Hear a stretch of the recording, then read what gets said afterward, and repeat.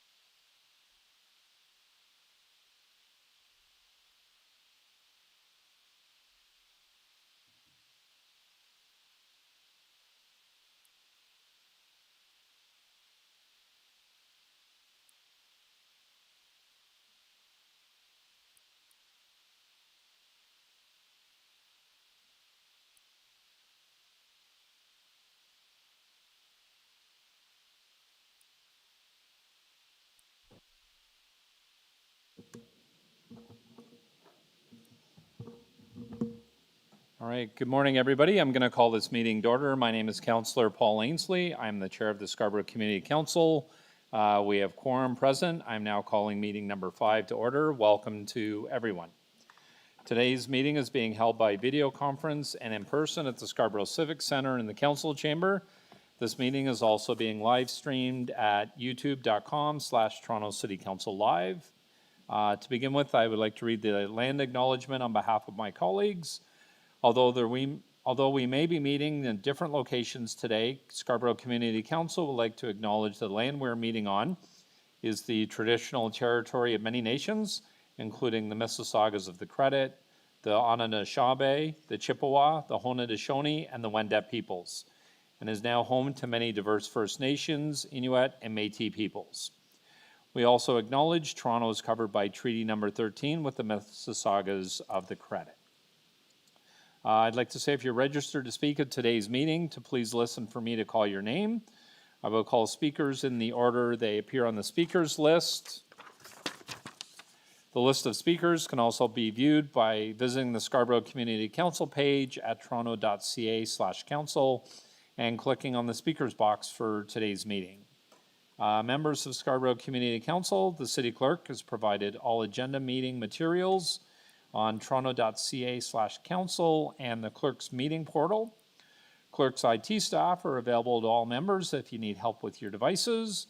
I also want to remind you to submit and approve your motions by email. Staff are available at scc@toronto.ca. At this point, I'll ask if there's any declarations of interest under the Municipal Conflict of Interest Act. Seeing none, can I have a motion to confirm the minutes from our last meeting on May 18th, 2023? Councillor Myers, all in favor? That carries. I'm just going to go through the agenda. Our first item is, sorry, got to switch papers. Our first item is a presentation on Scarborough's Bomb Girls World War II contributions. SC 6.2, naming a proposed private street for a development at 6175, 6183 Kingston Road and 1245-710 and 11 Franklin Avenue is in Ward 25. Deputy Mayor McKelvey, she's asked me to move the recommendations on her behalf. All in favor of the recommendations? That carries. Sorry.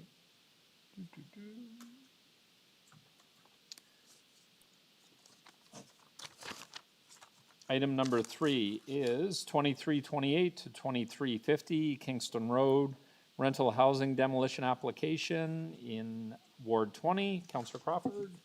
Thank you, Mr. Chair. I'll move staff recommendations. All right, Councillor Crawford is moving staff recommendations. All in favor? That carries. Number 4, SC 6.4, 2911 Eglinton Avenue East zoning bylaw amendment application decision report for approval. Councillor Crawford. Again, I'll move staff recommendations. Councillor Crawford is moving staff recommendations for SC 6.4. All in favor? That carries. 6.5, 3355, 3357, 3365 Kingston Road, and 34N and East Road, official plan amendment and zoning amendment, decision report approval. This is in Ward 20. We have 3 registered deputants. I'm going to hold this. Number 6, 750 Huntington Drives, SC 6.6, 750 Huntington Drive, zoning amendment, decision report for approval. This is in Ward 22. Councillor Mantis. Mr. Chairman. Mr. Chair, Oh, sorry. do we have any, My apologies, Councillor Mantis. We do have deputants. Yeah, I was just going to let you know. okay.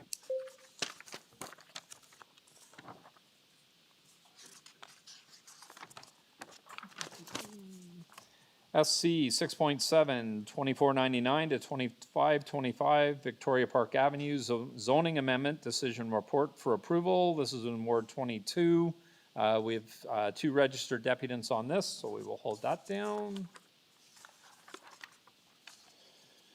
SC 6.8, 875 Morningside Avenue at 840 Military Trail, official plan and zoning amendment, decision report approval in Ward 25 for Deputy Mayor McKelvey. She has asked me to move staff recommendations on this item. All in favor of the staff recommendations? This carries.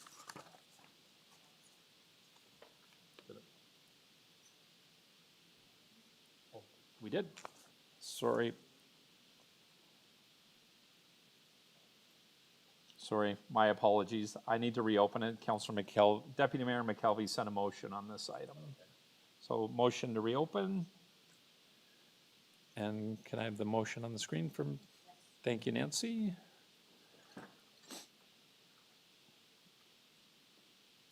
And it's a very long motion, basically that recommendation number 4 be deleted.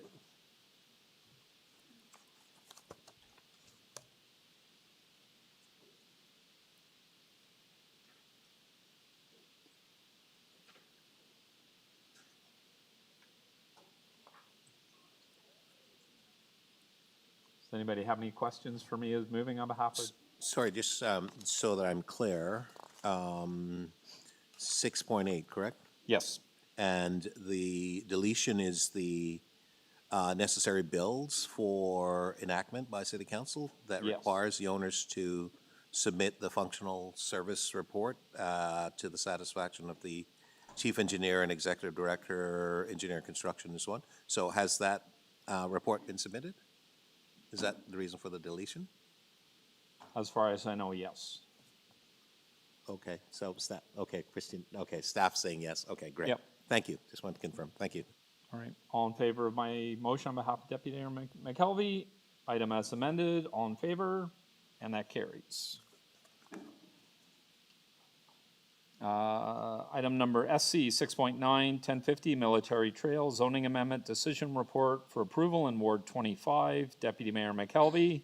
She's asked me to move the staff recommendations on her behalf. All in favor of the staff recommendations? That carries.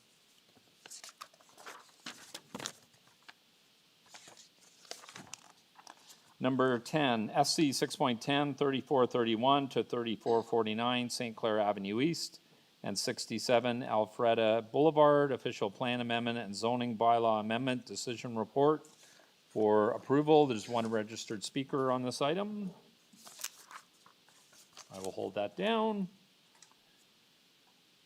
SC 6.11, 1555 Midland Avenue, part lot control exemption application, final report in Ward 21. Councillor Thompson. Thank you, Mr. Chair. I can move the staff recommendation, and my thanks to the staff. Can't wait for this development to fully be implemented. Thank you.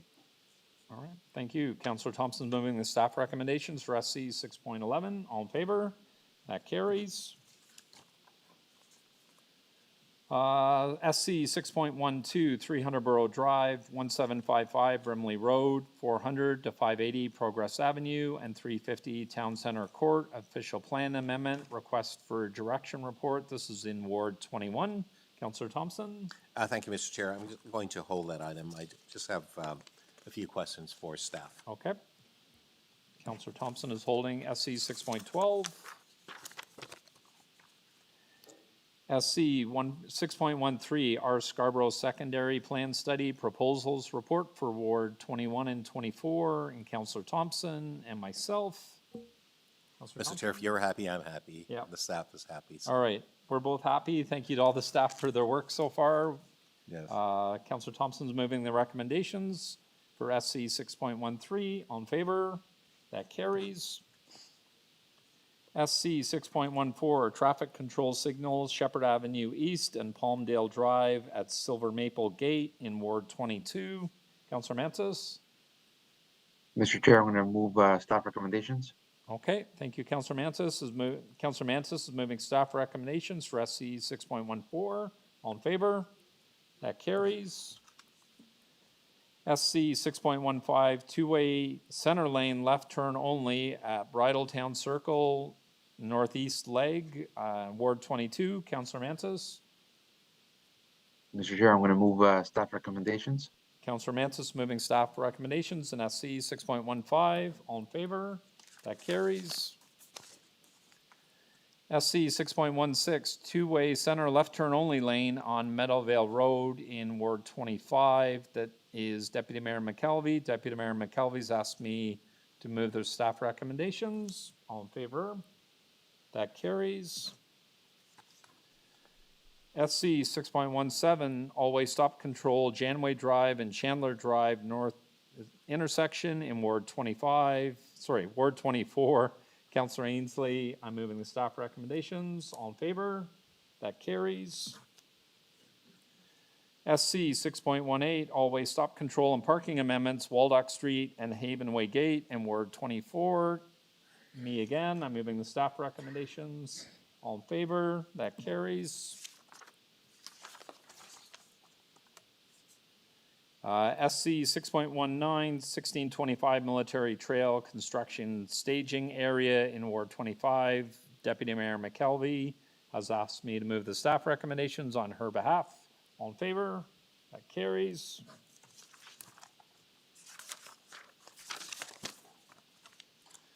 SC 6.20, 4569 Kingston Road Construction Area Time Extension in Ward 25. Deputy Mayor McKelvey, she's asked me to move the staff recommendations. All in favor? That carries. SC 6.21, 40 Manderley Drive, an application for a fence exemption. Ward 20, Councillor Crawford. Yeah, thank you. I'd like to move recommendation number 2, Mr. Chair. I've confirmed with staff that they're supportive of this. All right. Councillor Like to grant Crawford the is exemption. moving recommendation number 2 for SC 6.21. All in favor? That carries.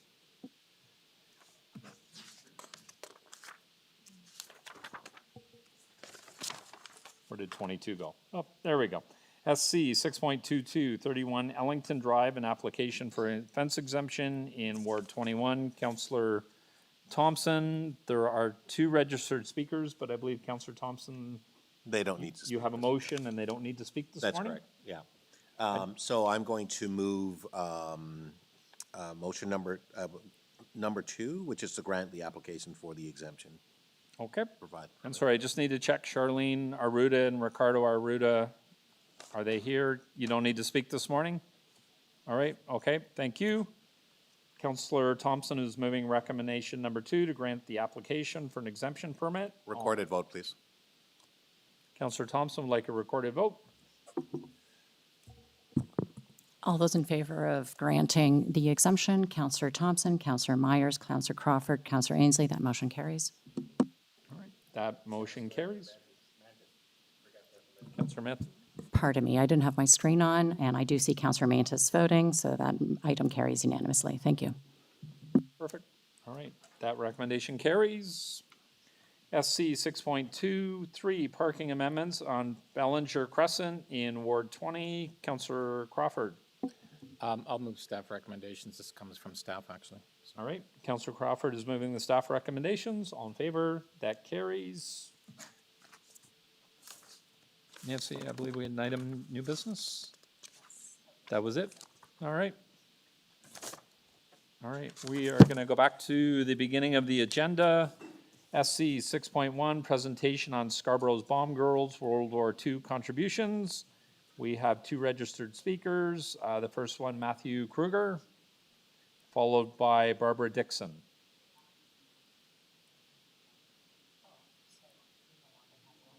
Oh, we no longer have Matthew? All right. Good morning, Ms. Dixon. You can begin your presentation whenever you're ready.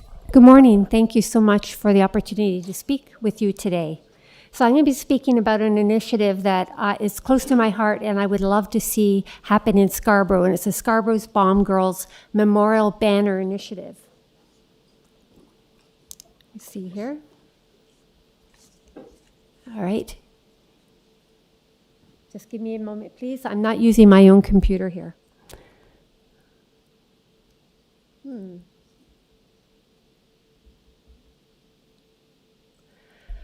Okay, so obviously I don't have my presentation because it's... Sorry, Barbara, somebody's going to come down and from our IT department and give you a hand. No rush. No rush. Thank you so much.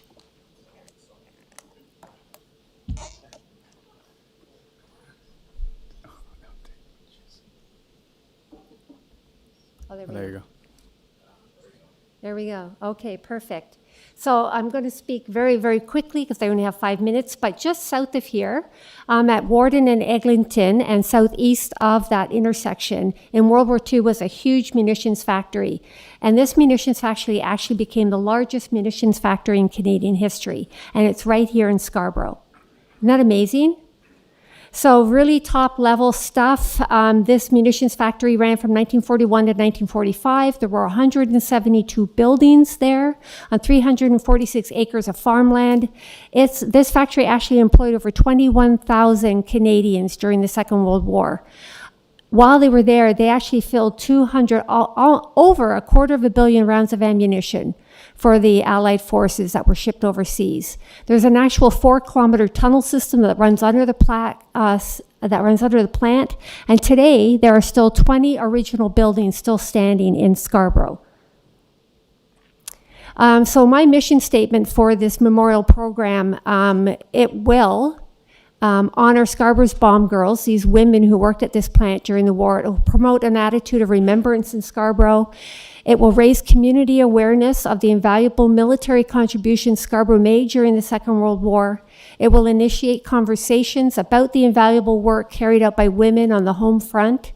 And it will provide a blueprint that can be adapted and applied to similar initiatives in Toronto and other municipalities to honor their war workers as well. These truly are the unsung heroes of the war. So I got this idea actually from a similar program that was introduced in Uxbridge by Uxbridge Secondary School teacher Tish McDonald, along with local RCL branch 170. Their inaugural year, they actually displayed 60 banners. As of 2022, hundreds of banners fly, not only in Uxbridge, but in several nearby communities. And they've put the cost of these banners on their constituents. So anyone who would like a banner to remember their veteran or loved one, they actually pay about $200 every 2 years. So this very quickly is just a picture of Uxbridge during the remembrance season, and you can see the banners flying proudly through the streets of Uxbridge. So for me in Scarborough, and I thank Councillor Thompson and Councillor Crawford for their interest and contributions so far in this endeavour. But this is actually a prototype of what the banner could look like. It's changed after consultation with the councillors. So it won't be individual bomb girls on these banners, but it will be depictions of the actual plant. So scenes from the plant, and you'll see pictures of the plant throughout this presentation. I won't go through all of the specifications here, but it will be part of the record and the presentation. So cost-wise for this initiative, it's not a big ask. And that's a beautiful picture of a bomb girl who's still living. She'll be 102 in September of this year. Just to give you an idea of how old these ladies are, if they are surviving today. And that's Councillor Thompson with bomb girl Isabel Montgomery that was taken at the end of March. So the cost is to me, it's quite doable, approximately $400 per banner, and then there'd be an additional cost for a graphic designer to actually finalize the banner design. The rollout for me and for Scarborough, if this initiative carries, there'll be 40 banners in this inaugural year of 2023. The banners will be displayed from October 1st to November 15th, which is the Remembrance season in Canada. These banners will be positioned along Eglinton Avenue East this year, starting from just east of Warden to Pharmacy. And the banners will be added along Eglinton Avenue as far east as Birchmount, as far west as Victoria Park in subsequent years if there's funding available. In addition, there can be an additional opportunity to actually showcase and display actual bomb girl photographs as part of this initiative. Aren't these bomb girls lovely? Like, they're just such my passion.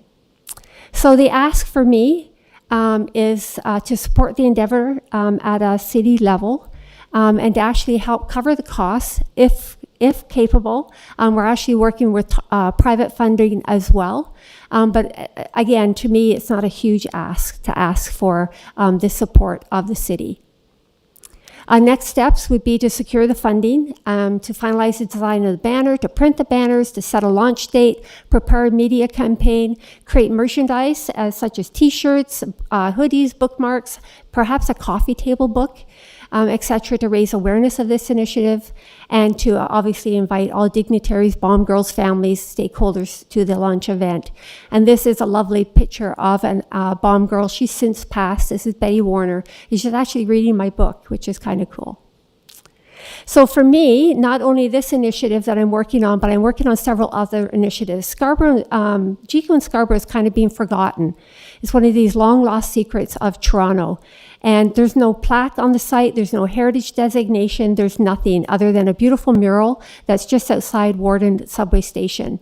But my focus now moving forward is to get that plaque erected on site, to obtain heritage designations so these buildings, these original buildings, cannot be torn down, and to establish a bomb girl museum that's on site in one of the original buildings. And Ajax, it was Pickering back then, but the Ajax DIL plant, they've done a phenomenal job in recognizing the work that was carried out during the Second World War. This is actually a restored building, a dormitory that was on site. And I would love to see that in Scarborough as well. And of course, to have a national monument, which we don't have in Canada, to recognize the women war workers in Canada.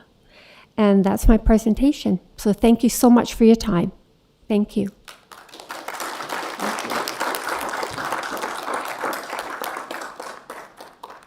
Sorry, Barbara, don't run away yet. Okay, I'll be back. Thank you for the presentation. That was Sorry. very interesting. Thank you. I had two aunts that actually worked at the Ajax facility during the Second World War. Amazing, amazing. Thank you. Councillor Thompson, did you have comments or questions? Both. Thank you, Mr. Chair. Through you to Barbara. Barbara, so remind us again as to what the actual needs are. You are going to work with the formation of a committee, is that correct? Yes, yes. And that committee is going to provide guidance and direction with respect to the placement of the banners, but at the same time, you're also going to look at formalizing a whole structure so that this is going to be a sustainable Yes. feature as part of the Scarborough's landscape? Yes, yes, that's my objective, is to ensure that this is a continual yearly event. Right. And remind me why this is important. It's important. Yes. So I was born and raised in Scarborough. I've lived in Scarborough my entire life, which are too many decades to admit to. And I didn't know about this this tremendous Scarborough history that was right less than a kilometer from where I was living at the time. I could actually walk there. And then when I found out about this underground tunnel system, like how many people here know about the 4-kilometer tunnel system under Scarborough? Yes, yes, the two counselors that I've spoken to, thank you.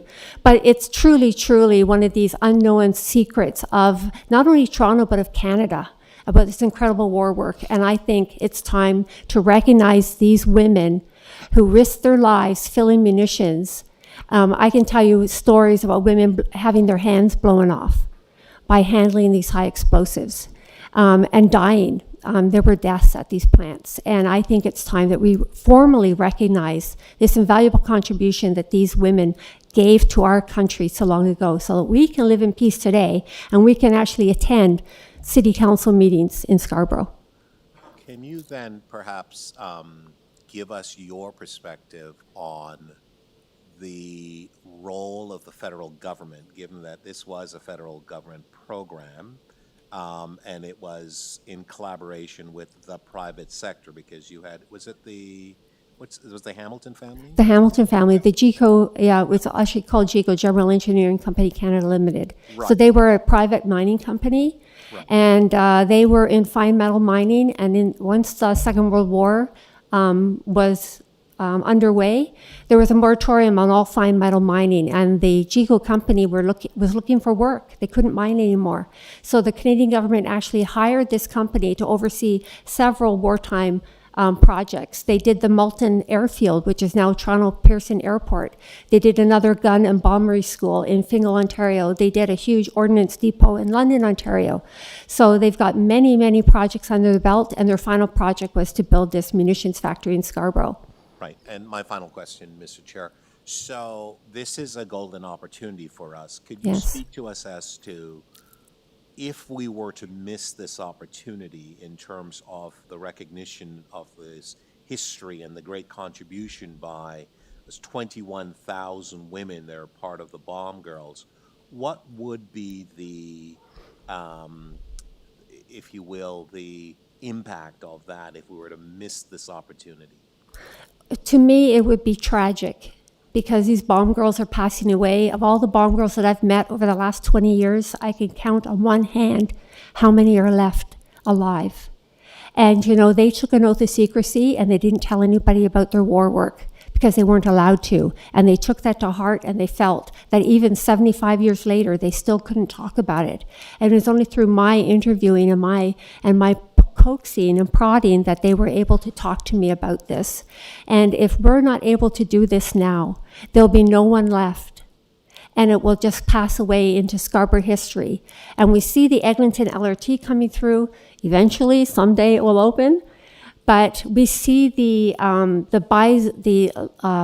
zoning bylaws changing. We see the buildings. We see the influx, the prosperity that will be along Eglinton Avenue. And yet this munitions factory, my fear is that they're going to tear down all those surviving buildings to make way for condos and for residential, for new commercial, and we'll lose that blueprint. We'll lose that footprint in Scarborough. And to me, that's a tragic loss, that we have not acknowledged what these women did, and we have not preserved. There's not even heritage status. I was at a demolition of one of these buildings a few years ago. Why? Because the owner of the building just chose to tear it down. So there are 20 buildings. They only were meant to last 5 years. They were built entirely of wood. They were built by a mining company who were used to just raising these buildings so quickly, but they were only supposed to last 5 years. And yet 80 years later, there's 20 buildings still there. Wouldn't it be beautiful, wonderful, if we could preserve that footprint and turn it into parks and public access where the Scarborough community could come and remember? And we have that museum there as well to bring the not only Ontario, Scarborough, Canadian, but international, to bring these people to a unique place in Canada where they can go back in time and learn about the incredible contribution that we in Scarborough and in Canada made to the war effort. Thank you. Those So are my thank questions, you. Mr. Chair. Thank you, Councillor Thompson. Other questions of the deputy? Seeing none, speakers, Councillor Thompson. Thank you, you very Barbara. much. Thank you. And thank you to Barbara. Mr. Chair, I do have a motion, and the motion reads as follows. I ask staff to put it on the screen. I request the General Manager of Economic and Development and Culture to work with Agent Court Community Association, AXA, and the Bomb Girls Banner Committee in preparing and developing the plans to honor the role the Scarborough Bomb Girls played to support the troops in World War II. Mr. Chairman, I think that it's really important for us to recognize the great history of Scarborough. And in fact, this is something that I didn't learn in school. I don't know any of us who had about the Bomb Girls. In fact, I became aware of the Bomb Girls as a result of the development that's taking place along Eglinton Avenue on the north side. Councillor Crawford is my colleague on the south side. And I became aware of the initiative, or the Bomb Girls, and the work that they did in World War II only by accident. And when I became aware of it, I asked that we put up a plaque, which there is a plaque now. It's in front of the Starbucks on the north side that talks a little bit about the Bomb Girls and talks a little bit about the area. I was not aware of this great history and the contribution that these amazing women had made, and particularly in Scarborough for the GECO plant and the Hamilton family, who were the family that was responsible for, working with the federal government. And I was in touch with Barbara. Barbara reached out and had a conversation, and I thought, wow, this is great. I needed to learn more.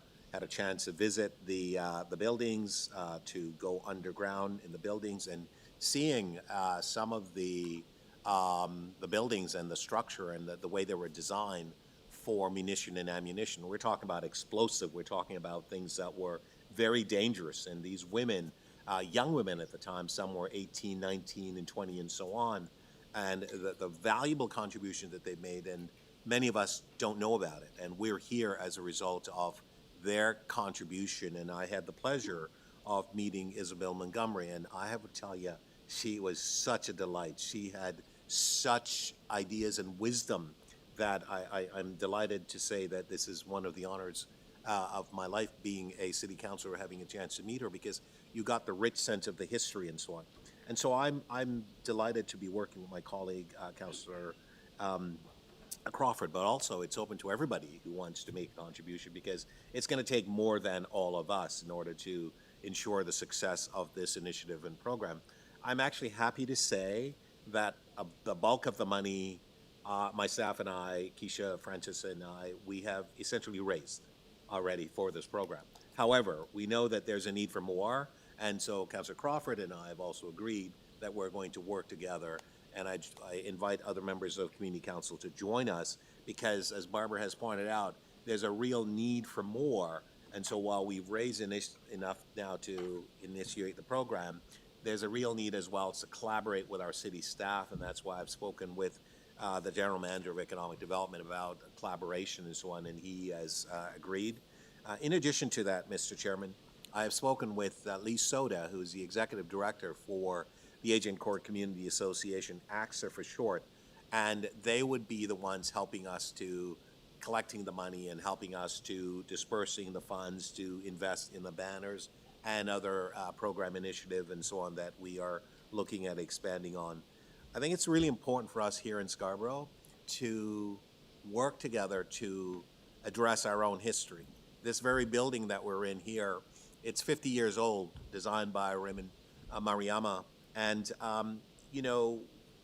the city itself had seen no need to recognize the importance of this particular building.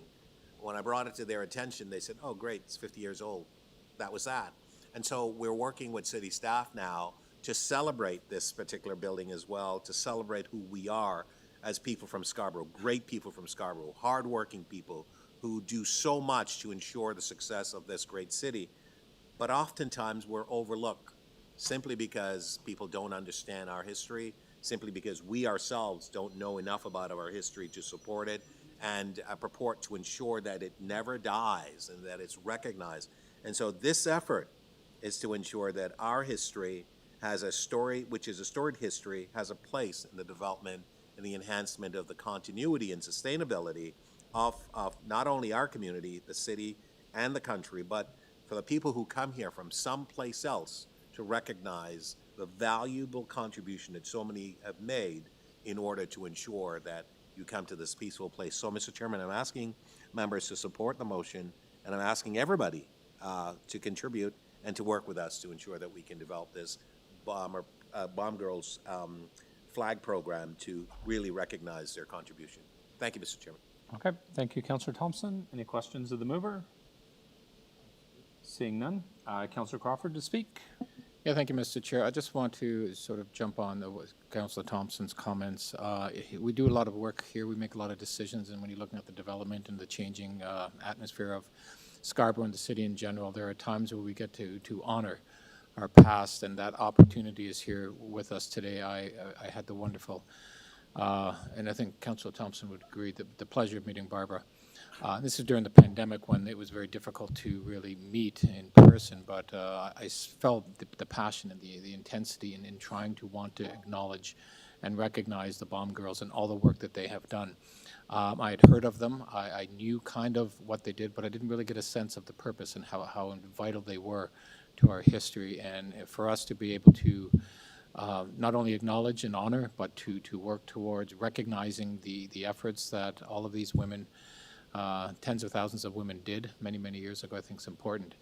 And I haven't had the chance to go on the tour yet. I'm looking forward to getting into the underground part of that. But if you're ever driving Warden Avenue, Eglinton, just drive a little south and you'll see a lot of buildings. They're single-story buildings. They're all industrial. They're all functioning right now. But many of those buildings are the buildings right now. So you could actually drive yourself, and they're not acknowledged. They're just kind of sitting there. There's no plaques.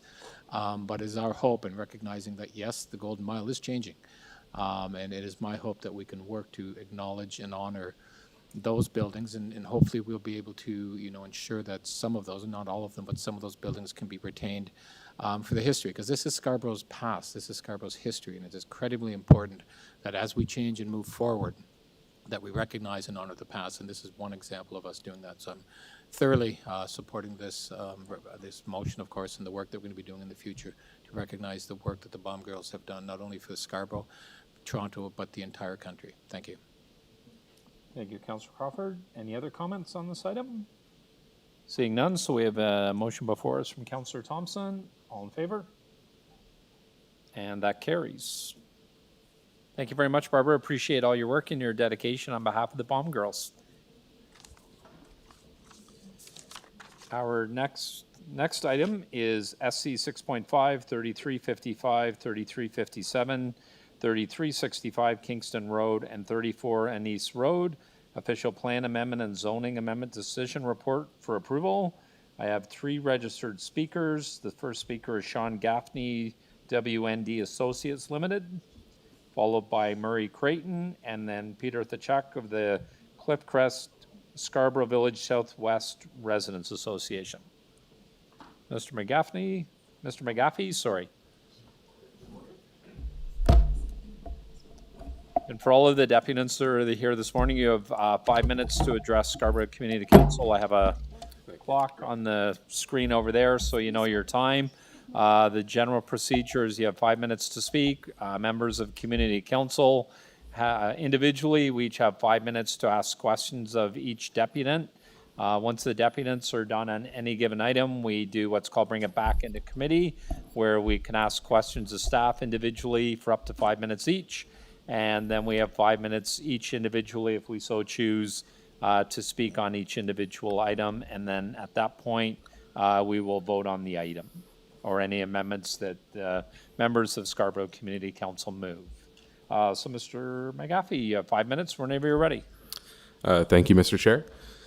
So my name is Sean McGaffey. I'm a senior associate with WND Associates here in Toronto, and I'm really here today to thank staff, number one, for the work that they've put in on readying this application and getting it to where it is, and also to support the staff recommendations before you today. I'll just briefly summarize generally what the proposal is, but it's a proposal for an 11-story building located along Kingston Road, with townhouses fronting onto a new public park on Ennis Road. And there's a total of 299 dwelling units within the proposed building. That will include 10% 3-bedroom units and 20%, or 30%, sorry, I should say, 2-bedroom units. All parking is fully contained within the building, and we've had a chance to review some of the community comments that have been submitted on this item. And I'm pleased to say that the concerns regarding where the vehicles will be stored and also the provision of parkland within the neighborhood are well addressed by the proposal. In total, there's a 9,500 square foot or 890 square meter public park proposed, as well as a mid-block connection that will connect Annis Road to Kingston Road. There's have been many considerations employed for items such as tree preservation, particularly along boundary lot lines to the north and to the south and west, where it interfaces with existing townhouses. And in general, this is an application that I feel fits very well within the existing and planned context, which includes townhouses in various designations, including those located behind taller mid-rise buildings. So with that, I'll again reiterate that we're here to support the staff recommendations, and then I'm happy to answer any questions the chair or the members of council may have. Thank you. Thank you, Mr. McGaffey. Any questions of the deputant? Seeing none, thank you very much. Appreciate your time this morning. The next deputant is Murray Creighton. Mr. Creighton here or online? Murray Creighton? Not online. No. Murray Creighton?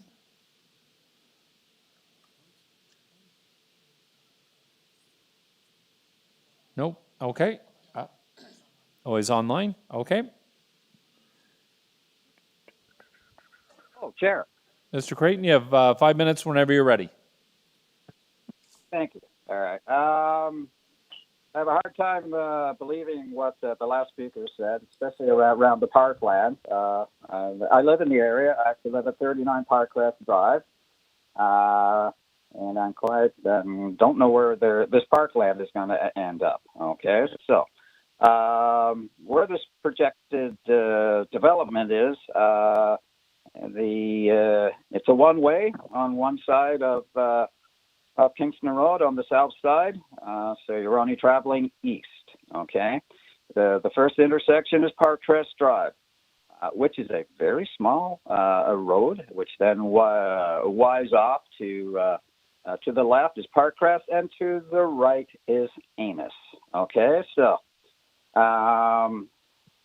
this will be a immense disruption to anyone that's living in this area already. If you go onto Kingston Road from Annis and Parkcrest, yes, you have lots of access. Any other access leads you along very small roads and no way out unless you do a big loop and end up on Markham Road, and then you'll be able to get back to Kingston Road. Now, right across, there's a 20-second walk, if that, or 40 meters away. There's another projected development at 29 and 27 Parkcrest Drive with 145 townhomes. One bus stop away from Parkcrest Drive, there's another projected development, 12-story, 104 residences. 2 bus stops, and then the bus stop away at Bellamy, which is basically we're 2098-63, another big development.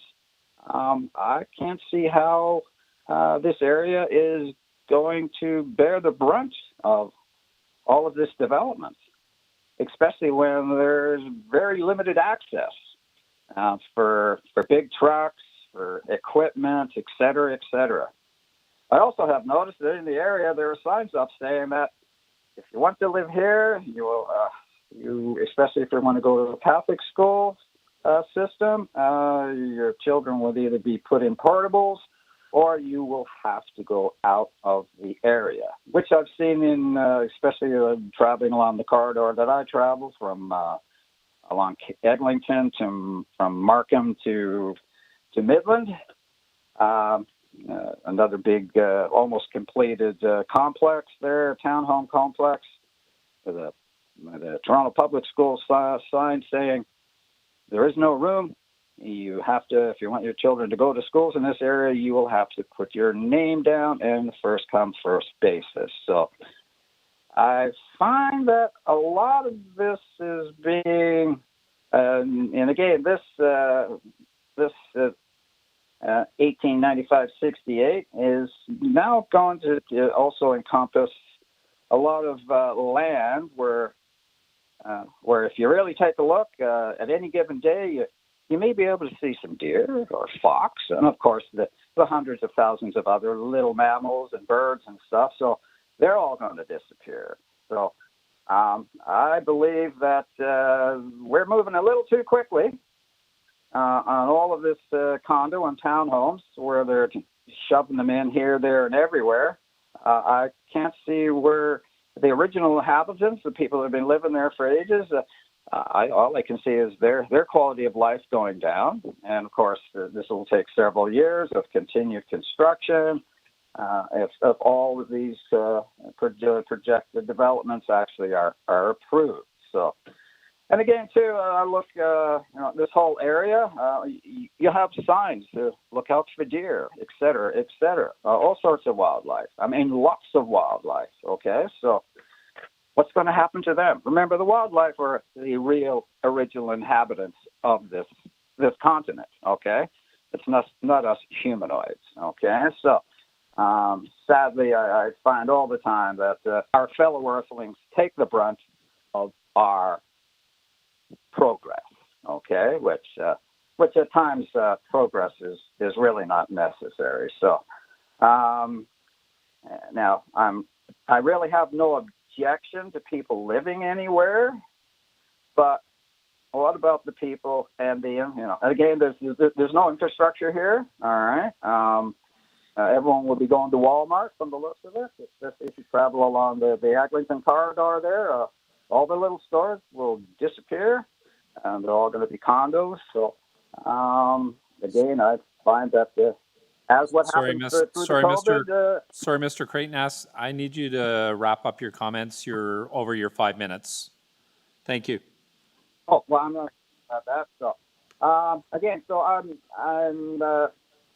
really think that all this construction needs to be looked at a lot further.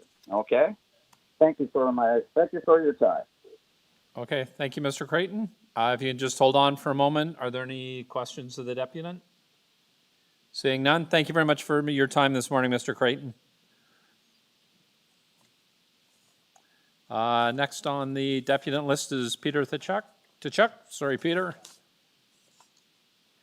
From the Cliffcrest Scarborough Village Southwest Residents Association.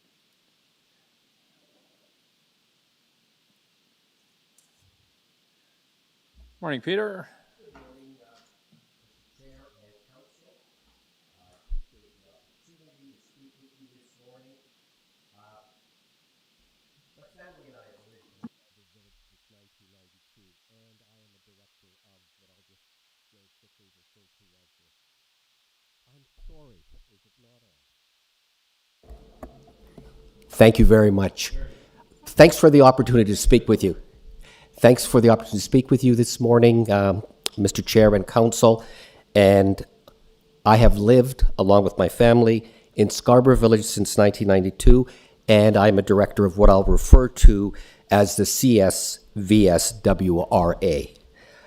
Our RA is an incorporated, not-for-profit association that is working with other like-minded organizations that believe development should take place in such a way that not only in the best interests of the developers, but is also desirable for the community.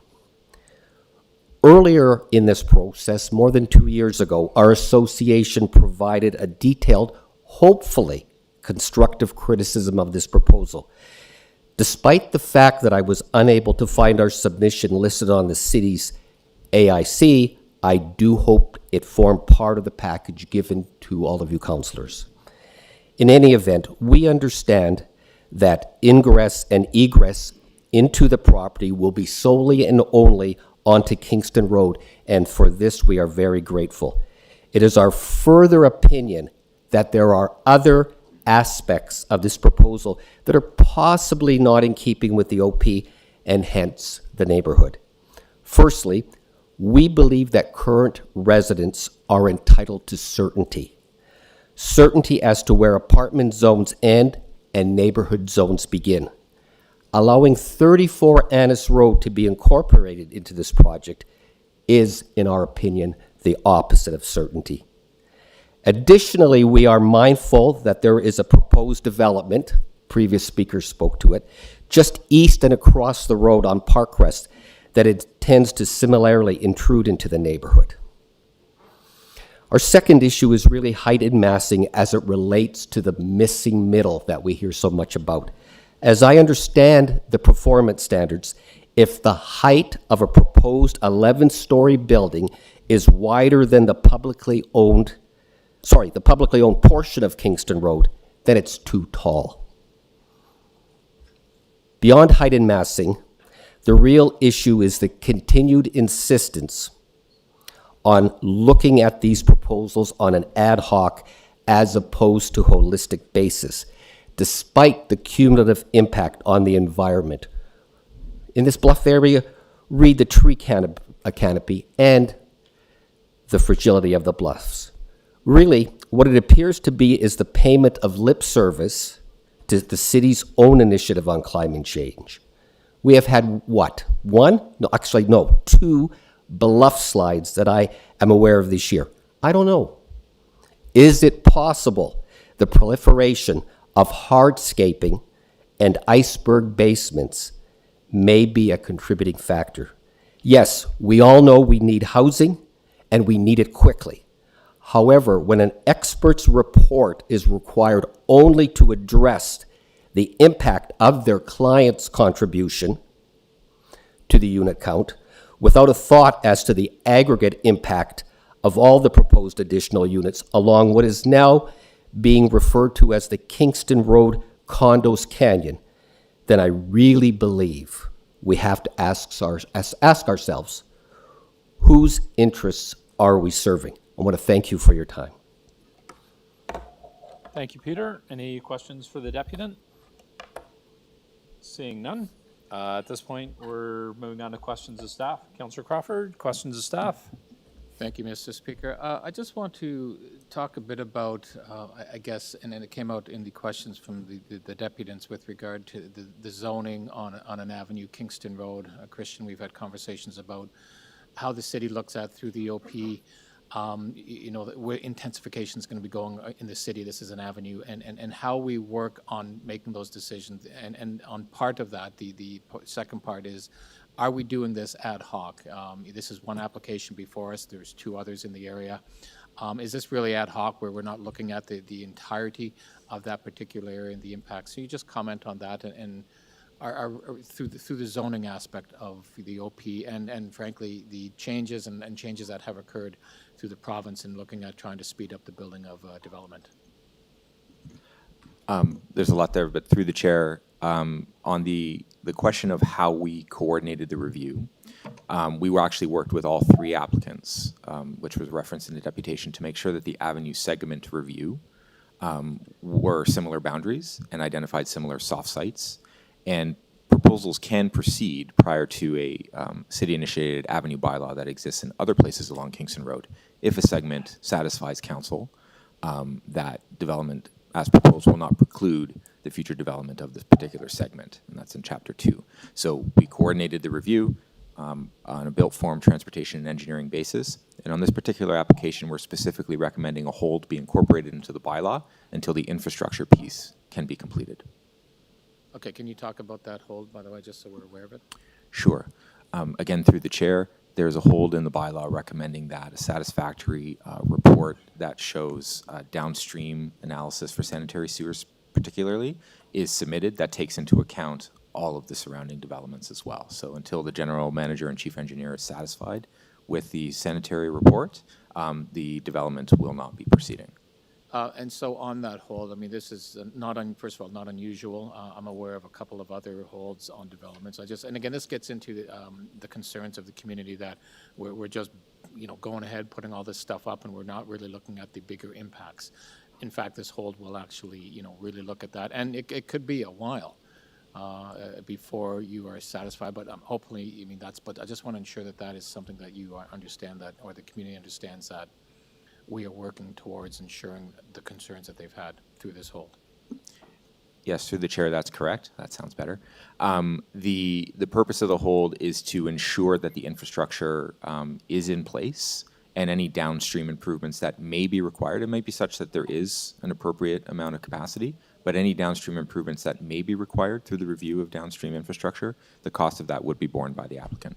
And can you just quickly, this is more of a general question, and what it was brought up through the deputation with regard to single-family zoning, and how that has changed through the city and through the province, where you're looking at, single-family zoning, frankly, doesn't exist anymore, and whether, or through this application and other applications that become forward, how do you, because the comment was they were utilizing a single-family residential house on Annis to make this application complete. It's similar just down the street on another application that they're using single-family residences to ensure that their buildings can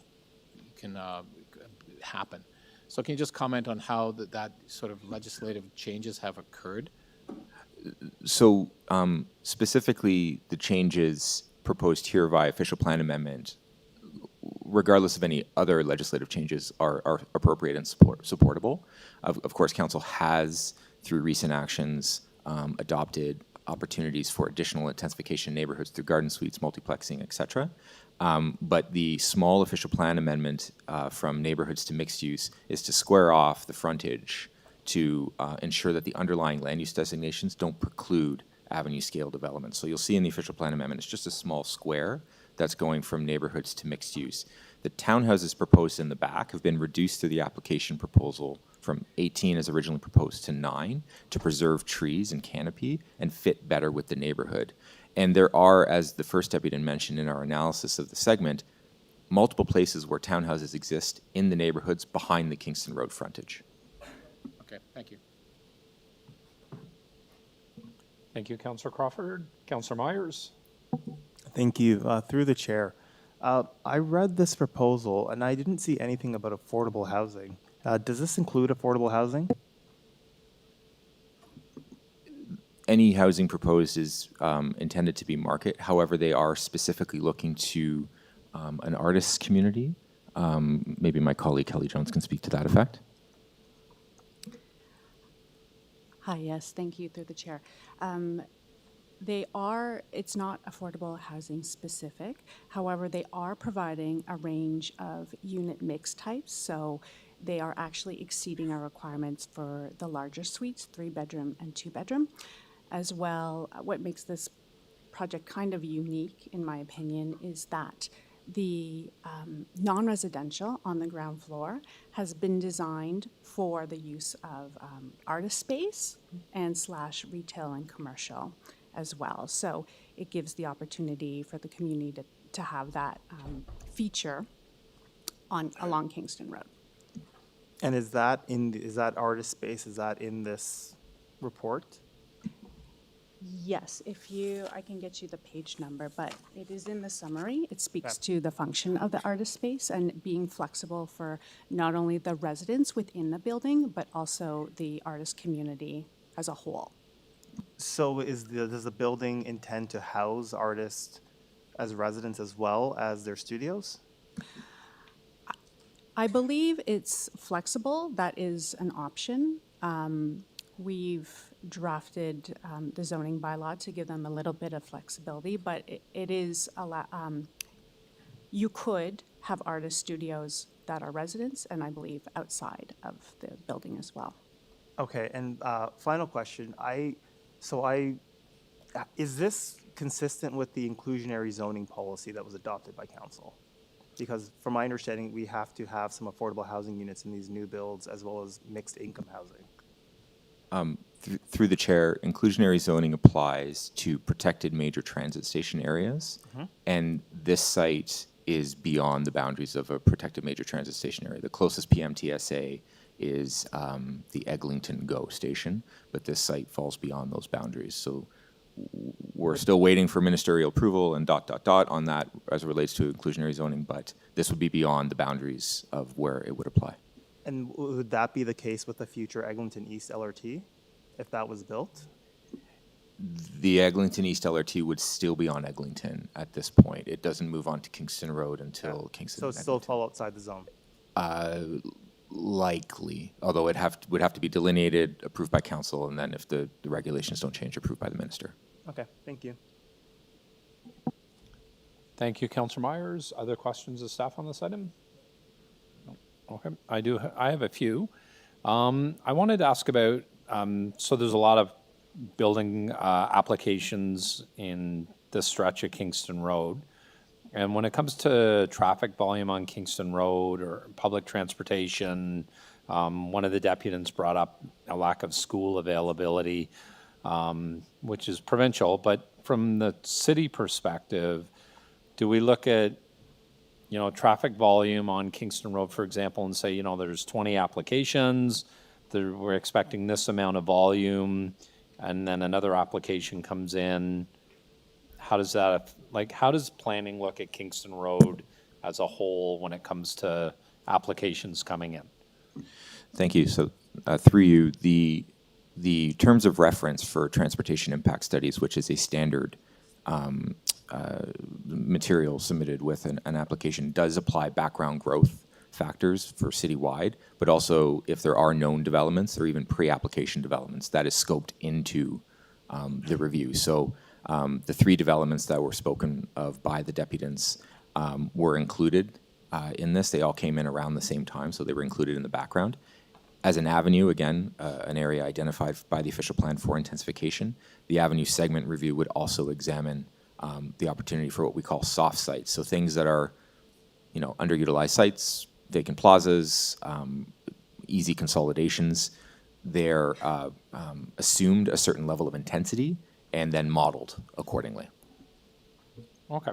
And then when I was at the local community association's annual general meeting a few months ago, there was a concern about water flow. There's an apartment building just to the east of this site. Doris McCarthy Trail and Ravine is just to the west. So there were some concerns raised about water flow off this property, how it's managed if it is built, how it would impact the Doris McCarthy Trail, and whether the Toronto Region Conservation Authority would be consulted on something like that, if it's outside their mandate. Could you comment on that? Through the chair again, that specific development where there is the adjacency with the Doris McCarthy Trail is under appeal to the OLT. It's not before us today, but we did include it in the analysis. I'm assuming from a water flow perspective, though, you mean below grade groundwater, not like piped water. Is that like the groundwater is the question about flow? A groundwater report was submitted. Of course, Toronto Water now does not allow for groundwater to be discharged into sewers without a specific exception. The groundwater would form part of the hold if they were to need to discharge it in any way, but there were no concerns found, and the groundwater table seems to be below any below-grade parking structures or anything like that associated with the development. Okay, and I guess a similar question about like vibrations, like construction vibration when this project goes up, that all gets examined on any impact it might have on the surrounding topography. Yes, I would assume through the building permit process that all shoring and excavation would be handled according to appropriate standards. And the engineering of the specific building is beyond the zoning process. But if it's about sort of any issues related to the bluffs, there's a significant difference. So any of the pounding or shoring is unlikely to be impacting further away from the bluffs. Okay. And then my last question, one of the deputants alluded to around school access. We have more and more residential buildings going up in this area along Kingston Road. How does that process work in terms of making sure there's room at Bliss Carman? Is there any point where the school board say, we don't have any more room, like the construction has to stop, or it's just, we give building applications, we notify the school board, or how does that all play out? Through the chair, I'll start with the first part of your question, and then Christian can jump in if he feels more detail needs to be added. When an application comes in for whether it be a site plan or rezoning, through our circulation process, it is circulated to all the school boards. The wording and the signs is pretty much standards. It's not a definite, there is no capacity. It's just there may not be capacity, and that's determined further down the line. But those signs, I can assure you, come up almost with every application I've had working with the city. It's just a warning clause, and we include it in the conditions of site plan approval as well. Thank you, Kelly. And then just to add that, the school board will do a pupil accommodation review where it might adjust boundaries to adjust for growth. And there are schools in the area which are currently, like Scarborough Village Public School, for example, is currently an alternative school, as well as heavily bused.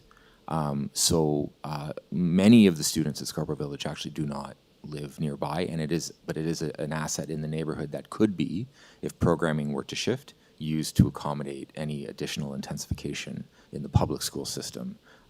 They could adjust the programming to open up space in that school for more local residents, as opposed to right now it's an alternative school, so many students are actually bused in. Okay, all right, thank you. Those are my questions. No other questions of staff, I believe, are on speakers. Councillor Crawford? Yeah, thank you very much, Mr. Speaker. First of all, a couple groups of people I want to thank. I want to thank our city staff who have been working tirelessly on this application. I think it's either 3 or 4 years ago that this first came before us. I want to thank CAD Development and the developers, but I also want to thank the community. I recognize that change is happening in this part of Scarborough Southwest, and in fact all along Kingston Road and in Scarborough in general. But the process has been such that, there have been a number of community consultations. There have been discussions with staff, with the developer, with the community. And through that process, changes have happened with this application. What I saw initially and what the community saw initially a number of years ago has changed. Is it perfect? And that's, I guess up for debate today. As some of the deputants had mentioned. But what I want to say is when you're looking at the work that the developer did, and I'll just bring to light the work-live spaces for artists and artists' lofts, where they're looking at putting in a development, and they're looking at more than just the bricks and mortar. They're looking at trying to give opportunity to artists and people, creative people, frankly, in that part of the city. And I want to applaud them for the work they did on that. They didn't have to do this. It's not something that the city, myself, or the community demanded, but the developers or the applicant made this decision to really, how can we better this community? And that was one example of what they've done, and I want to thank them on that. With regard to the community, I said I recognize the challenges that are facing this stretch of Kingston Road. There are other development applications in the pipe right now. I also want to acknowledge staff, and as much as the comment was made that we do this in isolation, this particular development, we don't. Staff are very clear that we look at this as a segment study on that whole area, and they bring the developers and the developments, even though they're individually before us, they look at that holistically. And their work still needs work to be done. There is a hold on this, so we will be approving the zoning here. More work is going to be happening through the site plan application process. There is, with regard to infrastructure, there'll be a hold. They have to meet certain standards before this is fully approved, so more work has to be done. We're not approving shovels in the ground today. I want to be clear with that with the community. This is not, we're ready to start digging. We're not, because more work has to happen, and that'll take a period of time. But on that, again, I'm at this point with regard to the zoning, the changes, willing and supportive of this, but recognizing that we need to look at not only this development, the other couple of developments, and the impact to the community. Those are valid concerns that the community have expressed to me, to our planning, and we take those very seriously as we move forward. But I think at this point, I'm supportive of the recommendations moving forward, knowing that more work has to be done. Thank you. Okay, thank you, Councillor Crawford. Other speakers on this item? Seeing none. Sorry, Councillor Crawford, are you moving the recommendations? I will move the recommendations, yes. Councillor Crawford's moving the recommendations on this item. All in favor? And that carries. Our next item is SC 6.6, 750 Huntingwood Drive, a zoning amendment decision report for approval in Ward 22.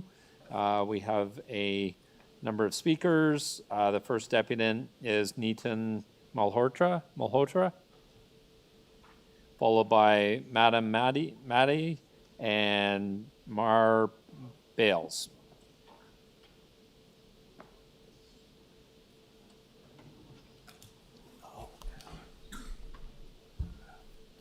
Mr. Malhotra?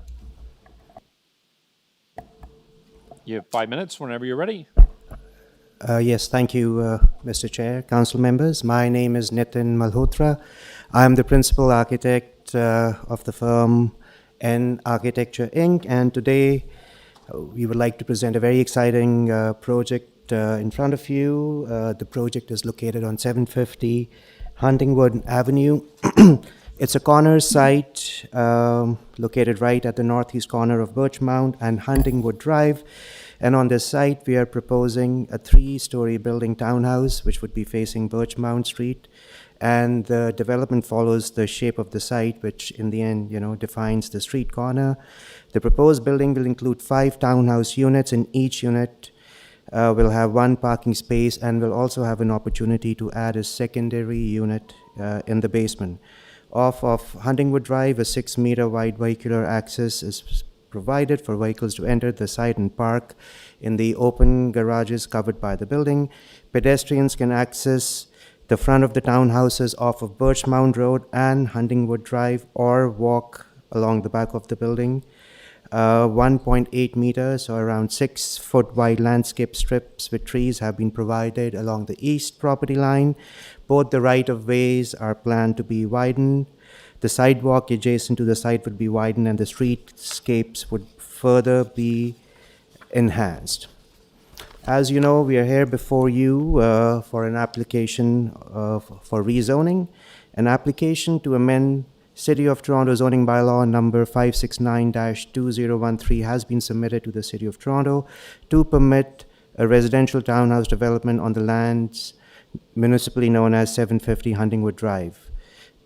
The major proposed amendment items are amending zoning designation from RD zone to RT zone, which permits townhouse use, proposing a front yard setback of 3 meters from Birchmount Street property line to enhance a more urban look of the public realm, proposing an exterior yard setback of 4.5 meters from Huntingwood Drive property line, increasing the maximum height of the building to 10 meters. No portion of the building or structure on the lot may penetrate into a 45-degree angular plane projected from the average elevation of the ground along the east lot line. In summary, the application to amend the zoning bylaw is consistent with the 2020 provincial policy statement and conforms to the City of Toronto official plan. The proposed development will respect the existing neighborhood and provide the much needed housing. Mr. Chair, we have been working with the city staff for more than 2 years now, and we have provided all kinds of reports, including architecture, civil, landscape, photometric, traffic. And finally, we have been able to come to an agreement or have come to terms with the strict policies and the strict guidelines that they had imposed on us. And this final vetted out design has been submitted to the city. The city seems to be okay with our final design, and they have issued a positive staff report. And as such, we accept the staff report presented by the city. So thank you, and if there are any questions, more than happy to answer them. All right, thank you, sir. Appreciate it. Any questions of the deputy? Councillor Thompson? Thank you, Mr. Chair, through you. Thank you very much for your presentation, sir. So can you tell me, where is the playground on the site? The playground? You have a map. Is there a map that we can just put up? Just one moment, please, sir. Mm-hmm. Just wondering if staff can maybe just put a map of the site. Just turn it on.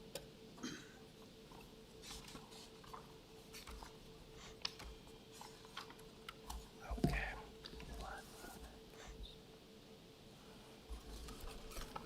Maybe, Mr. Chairman, if we can use maybe the, there's attachment 2 on page 11. If staff maybe can put that up, that would give us perhaps an example that the speaker could maybe just reference.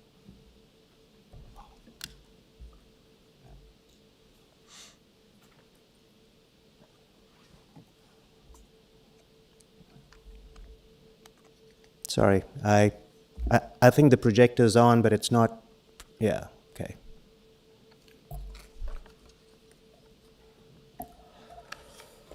So that's the box. That's not our. No, that's not us. That's not you? Who is that? Sorry, I had a plan I would like to project onto the screen. Yeah. This is a site plan, Ben. Okay. Site plan, yeah. Sorry, could IT staff help the deputant, please?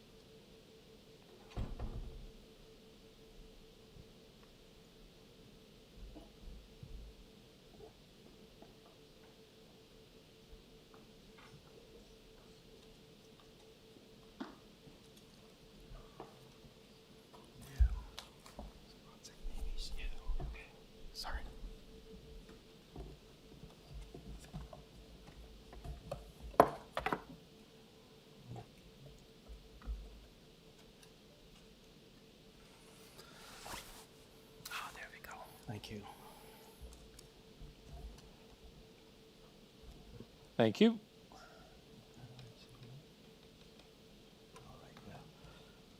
Okay, yes, so, Councillor, obviously through you, Mr. Chair, apparently there was no specific demand for a playground. However, having said that, we have ample landscape opportunities on this site. As you can see right across the front of the property, both on Birchmount and Huntingwood, we have given enough. Sorry, Mr. Chair, just as a point of order, please. So my question specifically is the playground on site. I hear the presenter has indicated that there has been no demand for playground. Is that what he said? That's what he said? Right, okay, fine. And then, okay, so sir, you've indicated there's no demand for playground. May I just ask how you measure that? What is it? Do you do a sort of survey?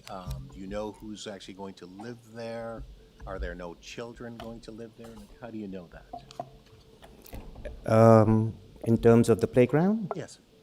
Okay, sorry, there was something in my discussion that You said there's essentially no need for it, right? Well, the request actually comes from the city. Most of these requirements are posed on us from the city and the research, I guess, that they've done. I appreciate that. I'm just asking you. Yes. Is there what I'm trying to understand, sir, is there the capacity on that site for playground?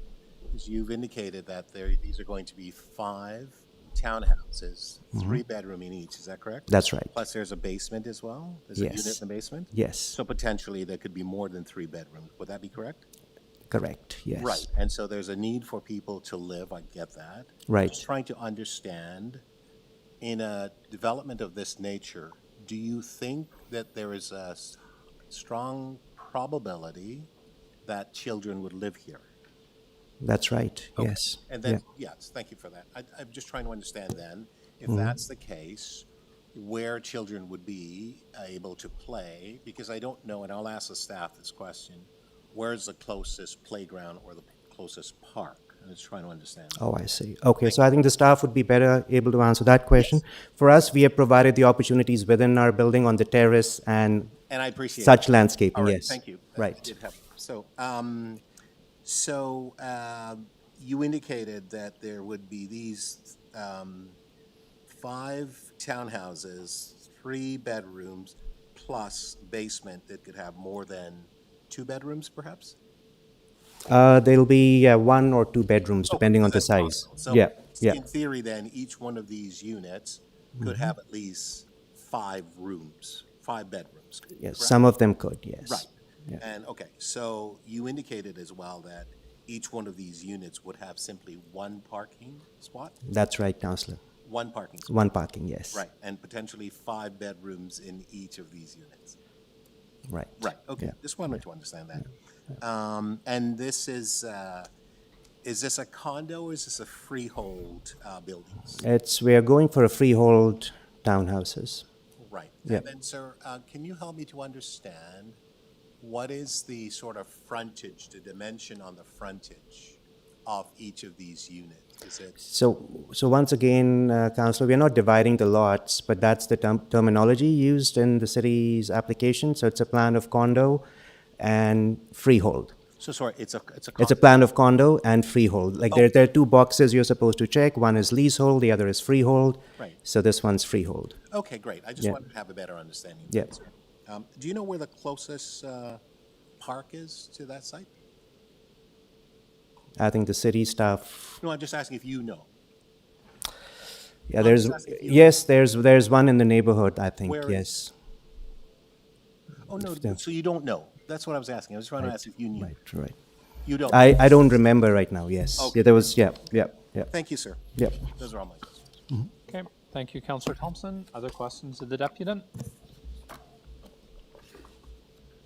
Seeing none, thank you, sir. Okay. The next Thank you. deputant Thank you. is Mahim Madi. Do we have Mahim Madi online? Yes, okay. That's me. I'm not sure if you can hear my voice there. Yeah, loud and clear. You have 5 minutes whenever you're ready. Excellent. Great, everyone. Hello. Actually, I'll start just by answering some of those questions that I believe Councillor was asking of the developer. The closest park is actually at Glendower Circuit and close to Castle Hill Drive. I'm not sure if I can share my screen, which is what I'm going to try to do, as I can actually show all this stuff very quickly. Just to give an idea, as a resident in the area, please let me know if you can see my screen, as it will make all this a lot easier. Yep, we can see your screen. Okay. I kind of prepared real quick. So this is the area that the developer is speaking about. The closest playground is actually the school playground over here. That's the distance of the closest playground. The next closest playground is actually over here. So this is not a playground that you're going to just walk to for, you're going to be taking, it's going to take some time to get there. The other thing is, I walk by here essentially almost every day. I live in this area. I'll start with, I'm not an immediate neighbor, but if I was an immediate neighbor and you proposed to put 10 units there, and I lived here, I would be quite upset. That's not what this area was built like or what it would be like. That's if I was an immediate neighbor. Now, what I'm going to talk about is just safety and traffic. In terms of traffic, if you look at it, this entire area, moving on up, essentially drains into Huntingwood Drive via 2 streets. You got King Louis Crescent and you got Harfleur over here. As it is right now, in terms of traffic in the morning and in the afternoons, the traffic moving in this direction, that's west on Huntingwood, backs up from Bridgemount past Harfleur. That's during rush hour. It is already very difficult to exit onto Huntingwood here. To propose putting 10 units in here, and this already from this intersection to this road is already less than 30 meters, 40 meters, somewhere around that.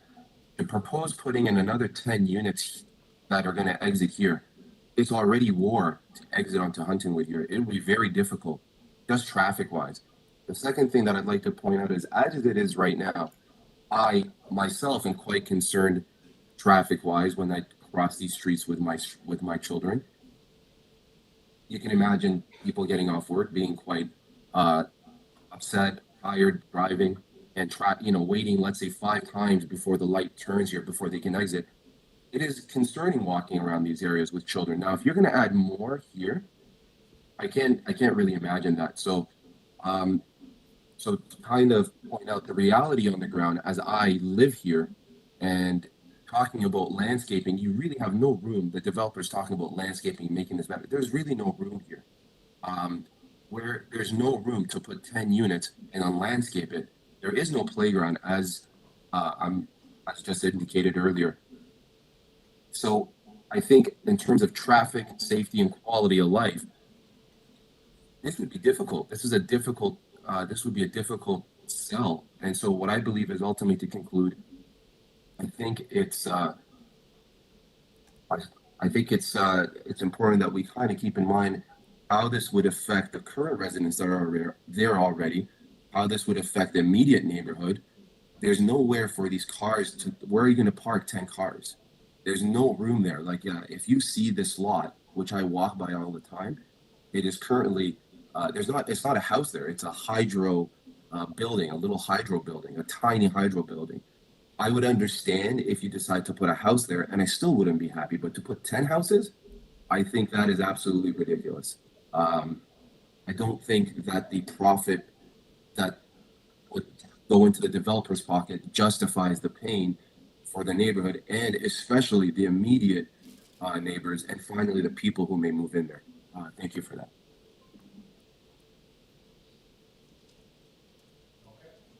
Thank you, sir. Any questions of the deputant? Councillor Thompson? Thank you, Mr. Chair, through you to the deputant. So what I heard you just say, and thank you very much, sir, for pointing out where the closest playground was or is, because I actually drove around there when I read the report. I drove by just to see it. I couldn't find it. So thank you very much for helping me on that. So you are not suggesting that no development take place on this site. Is that correct? If it's up to me, I would rather have no more traffic added, though I completely understand that ultimately you can't have a piece of land there that's worth money left undeveloped. But I think the development should reflect what the community needs are, or future people moving in there, rather. So you're not objecting to development, you're objecting to, as you pointed out, the traffic, but you're also, from what I heard you say as part of your presentation, you're concerned with the intensification. Would that be correct? That would be correct, yes. So could I ask you, sir, because you live there and so on, so the, I believe it's the architect on behalf of the client, he indicated that the provision for parking, it's one parking spot for each of the 5 units, and each of the 5 townhouses will have initially 3 bedrooms, plus there is a basement unit which could potentially have 2 bedrooms. So that's 5 bedrooms in each of the 5 units, right? And so that's over 25 bedrooms. Would you, sir, based on your understanding of the area, help us to understand the number of vehicles that are typically parked in, let's say, a driveway in the area? And then the second question to that is a component, question B. Do you think that only one parking spot would work or would be required for each of these 5 units or townhouse units? How real is that? Okay, I'll try to answer that.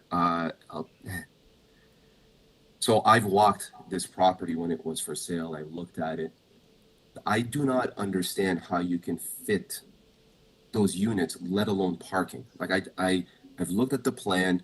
It seems like if you look at the size and narrowness of these units, and you look at this lot, that lot is the size of one regular lot in the neighborhood. So to even be able to build that many, I'm not even thinking about parking. I don't understand how intense it is. It is super intense for what they're trying to do. Now, as for your question, so to compare the house, a typical house in our neighborhood would have 4 bedrooms on the same size of lot. You're talking about putting 25 bedrooms. So we're talking about way more than what it was designed for. In terms of parking spots, leaving one parking spot, I think, is really unrealistic for any house. I do not know of one house on our street that has less than 2 cars in their parking. And so that was one of my points, was where I don't understand how you're going to fit 5 cars, let alone even what their plan is I believe, I don't see how they can fit 5 parking spots. It's very tight if you look at the dimensions of what they're proposing. This all has to happen on one regular lot of the neighborhood. I think it's completely unrealistic to say you can fit enough parking for the people who are going to move in there. It's going to affect their quality of life, and by extension, the quality of life, those cars are going to have to go somewhere. They're going to affect the quality of life of the people around them. Thank you. Those are all my questions, Mr. Chair. Okay, thank you, Councillor Thompson. Other questions of the deputant? Seeing none, thank you very much, sir. The next deputant is, my apologies, Mar Bales. Are they online? They're online. I have Mar Bales and Kristen Bales. They're both online. I'm here. Yes, I'm here. Right. Thank you. Mar, you have 5. Is it Mar or Mare? My apologies. You have 5. It's. You can call me Mary. It's fine. Mary, all right, Mary. You have 5 minutes whenever you're ready.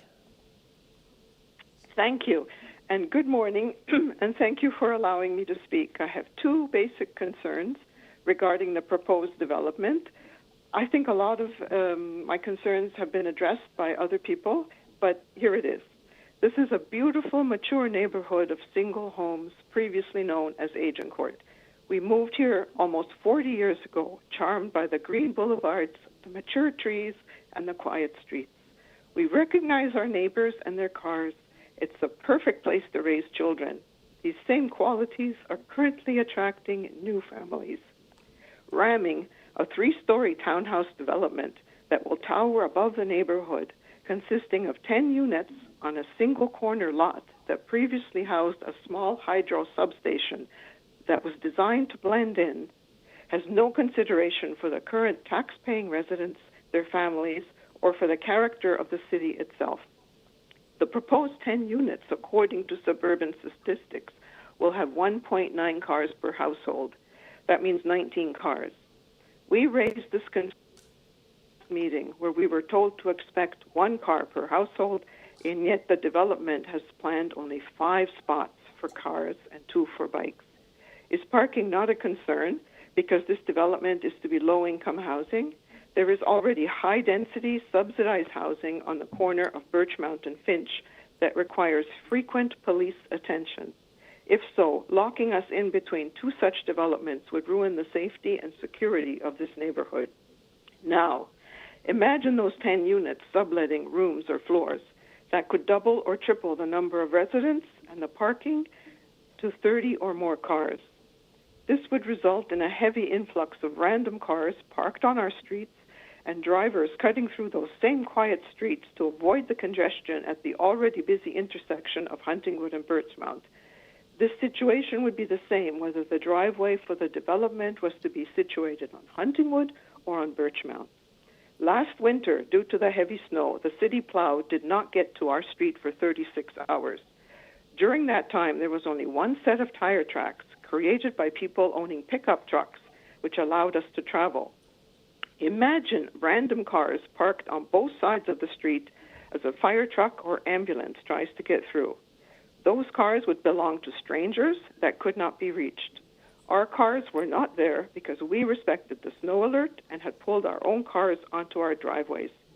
Please do not destroy a neighborhood that works well, is safe and welcoming and beautiful with a simple money grab by private interests. Thank you. Thank you very much, Mayor. Mary, any questions of the deputant? Thank you. Seeing none. Kristen, did you want your 5 minutes? Yes, I would. Thank you. All right, you have 5 minutes whenever you're ready. Wonderful. Thanks. My name's Kristen Bayless. That was my mom right before me. She's got the history of the neighborhood and what a great area it is. And I just want to talk about the current landscape of the neighborhood. So what they're proposing is out of character, obviously moving away from single homes. But a 3-story unit plus rooftop structures will tower over the church and the plaza there. And there are other townhouse complexes in the area, but they are not as tall, and they have large dedicated parking lots, which I think is, most effective when looking for any kind of condo or townhouse build there. So the height is really off, and it would negatively impact this neighborhood with a sizing and style that's not consistent. And it would even exceed all the commercials anywhere near it. Like even down at Birchmount and Sheppard, you won't get anything that tall. I also want to point out that with the lack of car parking, it's kind of being marketed as if it's walkable distance. There's nothing you can walk to in our neighborhood within at least 400 meters.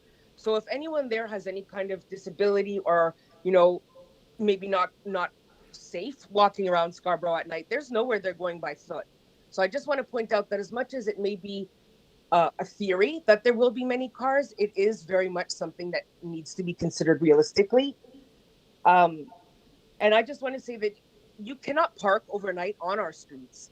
So when we talk about cars on our streets, we are trying to make it clear that as it is now, there's a bylaw. You cannot park more than 3 hours on our streets. So anyone that's going to be parking on these streets will be ticketed. This is not just an easy alternative park right there. It's actually illegal to be parking there. So unless they're proposing that they park in the plaza, which is a better idea, this is going to be on our side streets.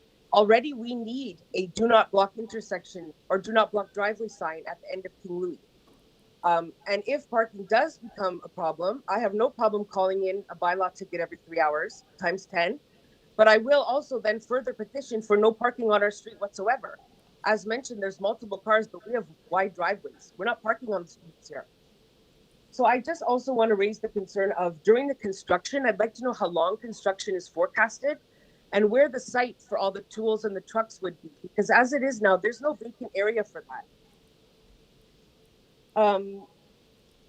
I also, my main point here is there is inconsistency throughout the messaging about this project. If you look at the notice, it says they're freehold and they have 10 secondary units, whereas it's being presented that it has option for secondary units. So there's a bit of inconsistency around that. The notice I got to my house did not say freehold. The notice my neighbor across the street got said she's only getting it because she's within 700 meters of the build.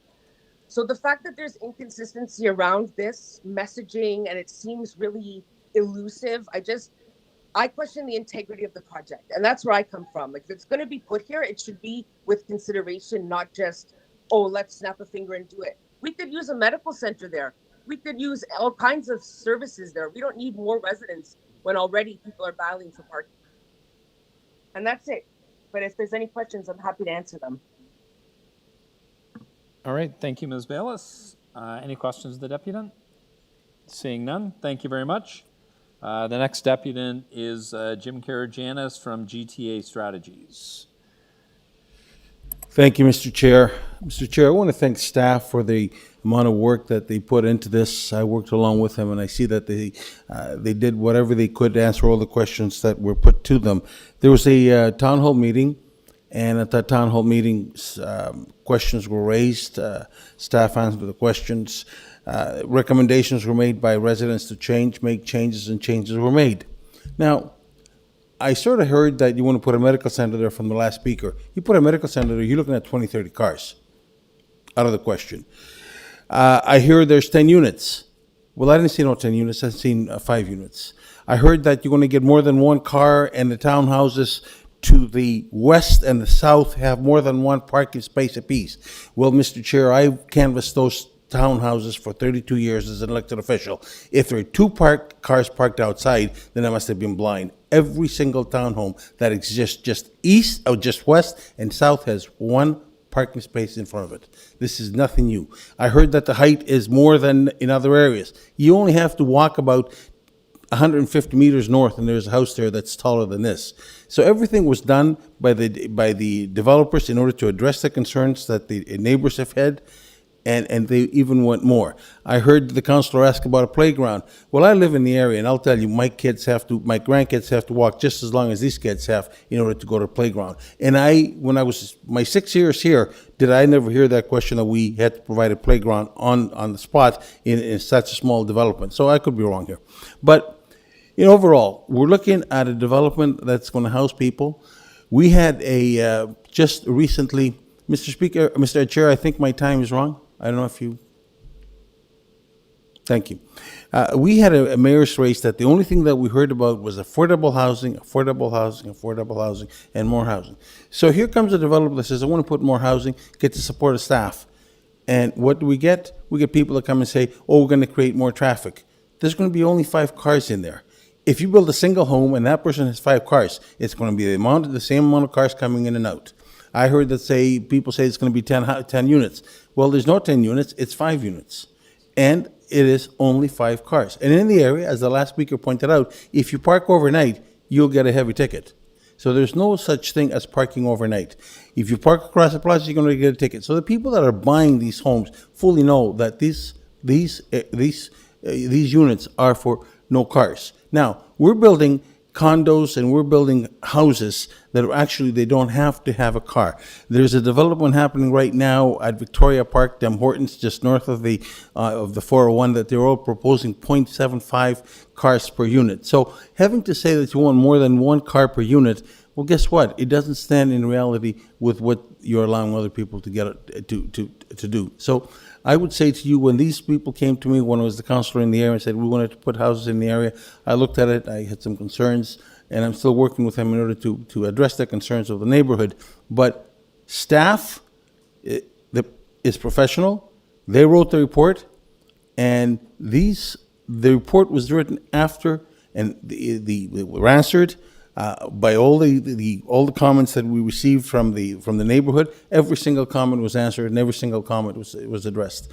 I thank you, Mr. Chair, and I do hope that some of these concerns about 10 cars and 15 cars and playground. The playground is just as far away as the house behind it. It's just as far away as the house above it. So I do hope that your concerns were answered. Okay, thank you, Mr. Karagianis. Questions of the deputant? Seeing none, thank you very much. Thank you. The next deputant is Eddie Yegan.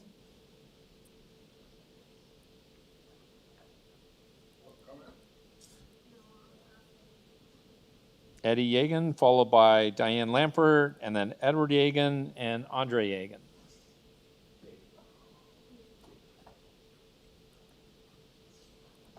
How are you? Morning, sir. You have 5 minutes whenever you're ready. Thank you very much.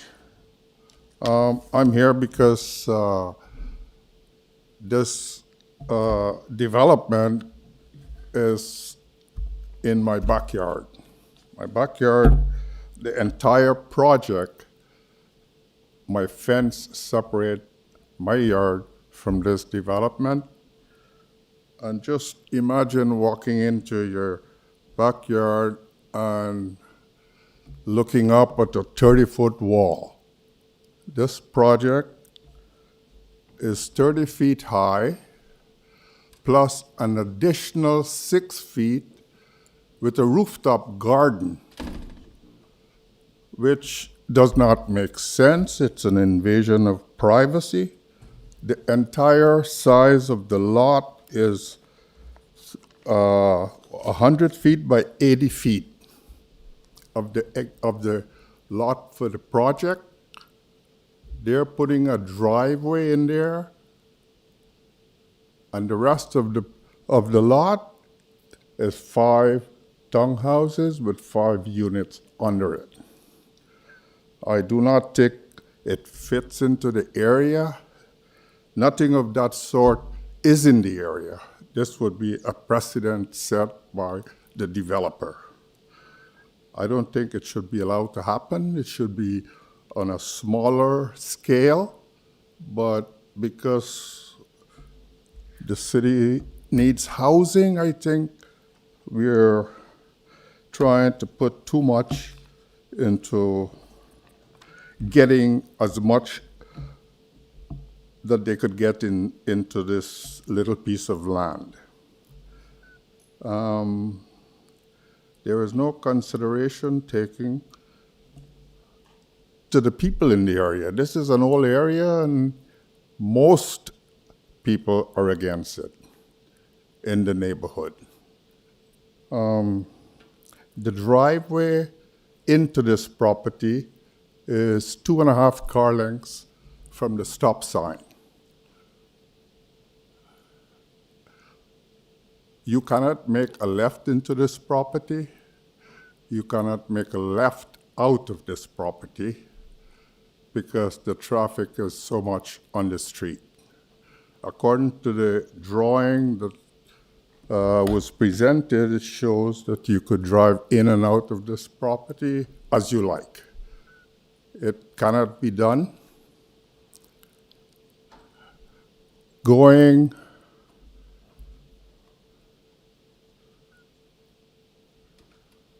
west on Huntingwood, there is a turning lane at the traffic stop to turn left onto Birchmount.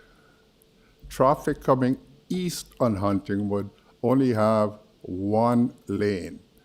For those cars to make a left into this property, it would block the intersection.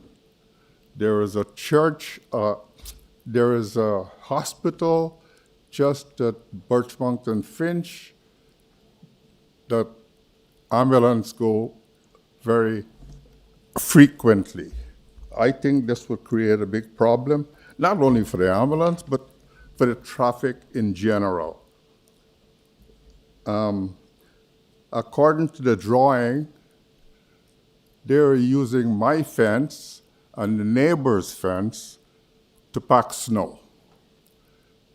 If this should be allowed, they should have their own fence to prevent water from leaking into my yard and the neighbor's yard.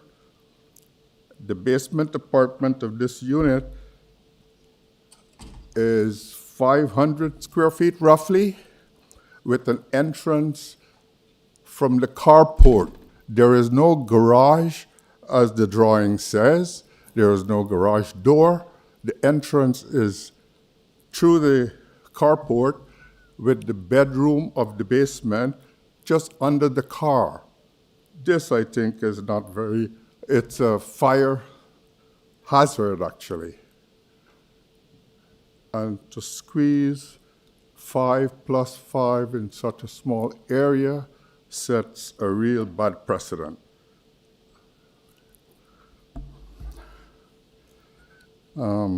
That's it for now, actually. There's several other issues, but we don't have time to go into that right now.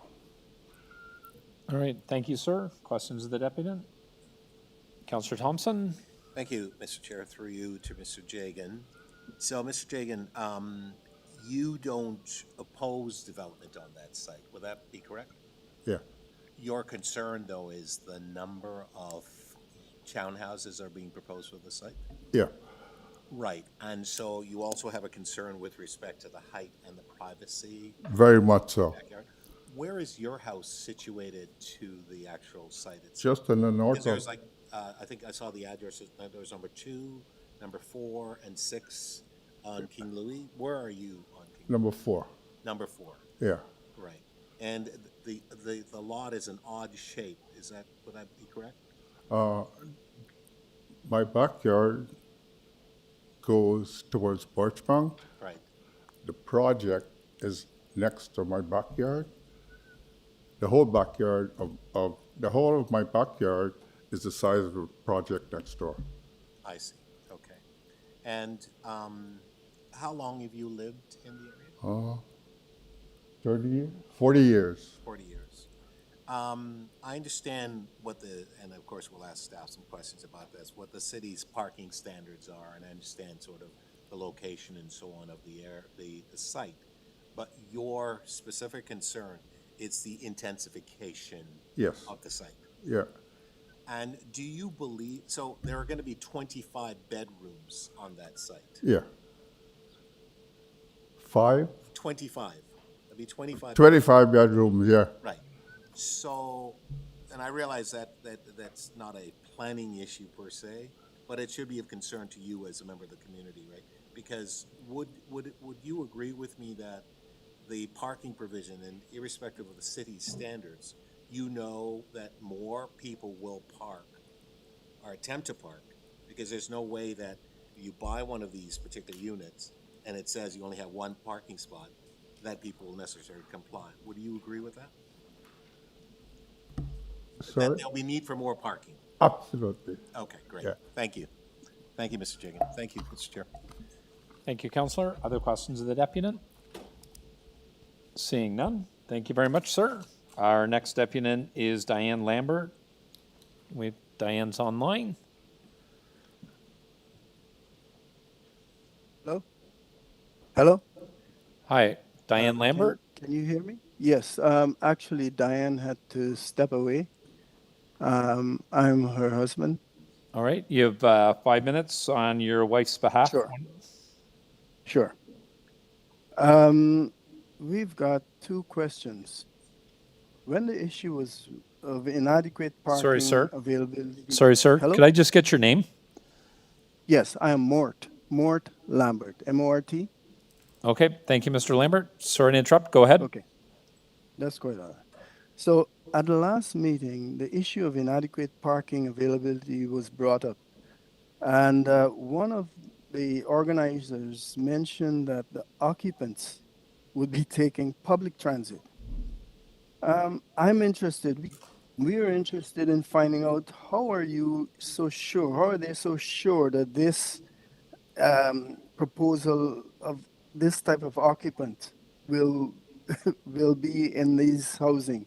So will the units be privately owned or are they rental or public housing?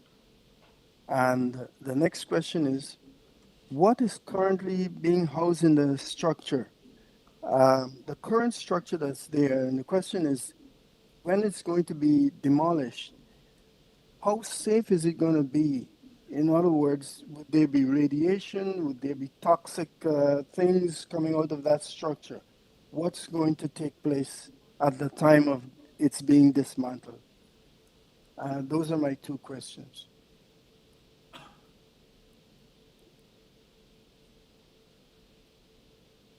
All right, thank you, Mr. Lambert. Appreciate your time. Does anybody have any questions for the deputant? Seeing none. Thank you very much. Next, I have Edward Jagan and Andre Jagan.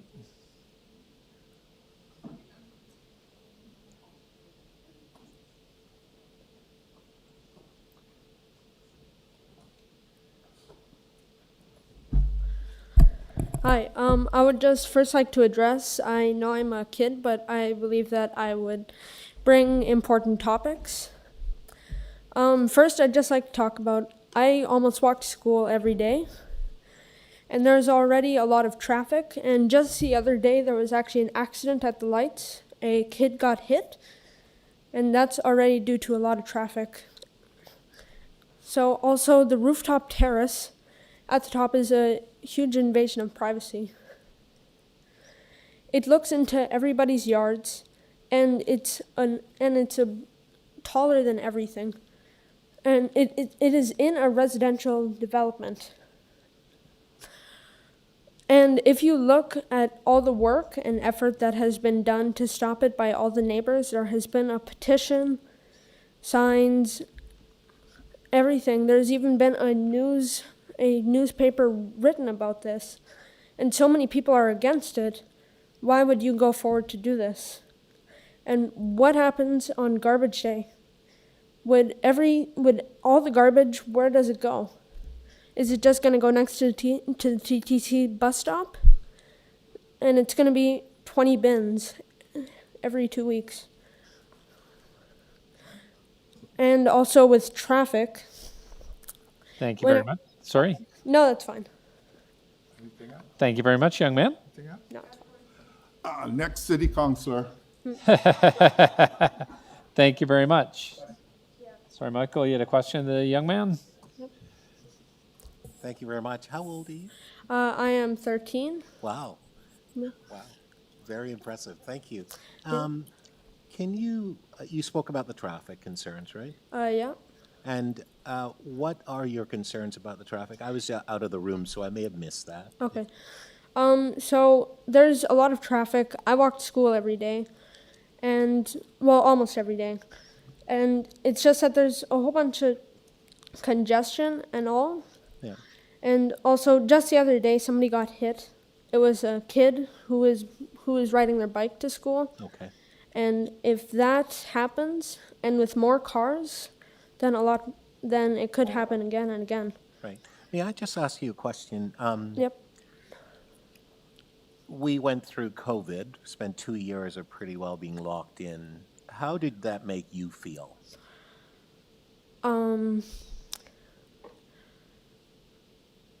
Sad? Unhappy? In ways unhappy, but also, well, I guess sad in ways. So then, one of the things that we're trying to do, because during COVID, it's really important for people to have outdoor space, particularly close to where you live. Do you think that if, in fact, this particular building was in place, or as we build these types of development, do you think it's important to have space for young kids to play, particularly playground? Yeah, because just as they were saying before about the playground, the nearest one was over there, but with this new development, if kids move in, there's no backyard or anything really.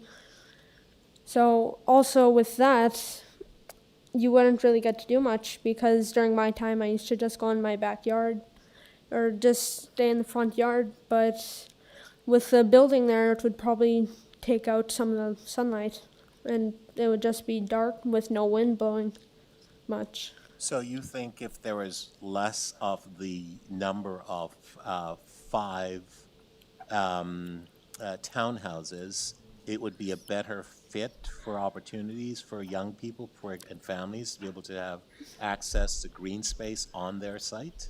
Yeah, I believe that it should not be a townhouse. I believe it should be a house, because if you have townhouses there, just across the street, you also have like 5-10 townhouses just there. So, and also it does not belong, because it's a residential area with multiple houses. This does not fit in. If you look, also the height, it doesn't matter, because everything is much smaller, but also the design is more modern than the rest of the houses. It would be, I don't know, it wouldn't fit in really much. Okay, thank you very much, and I'm very impressed with your presentation. Thank you. Thank you, Mr. Chair. Thank you, Councillor Thompson. The next deputant is Jayla Lakshmi Balaya.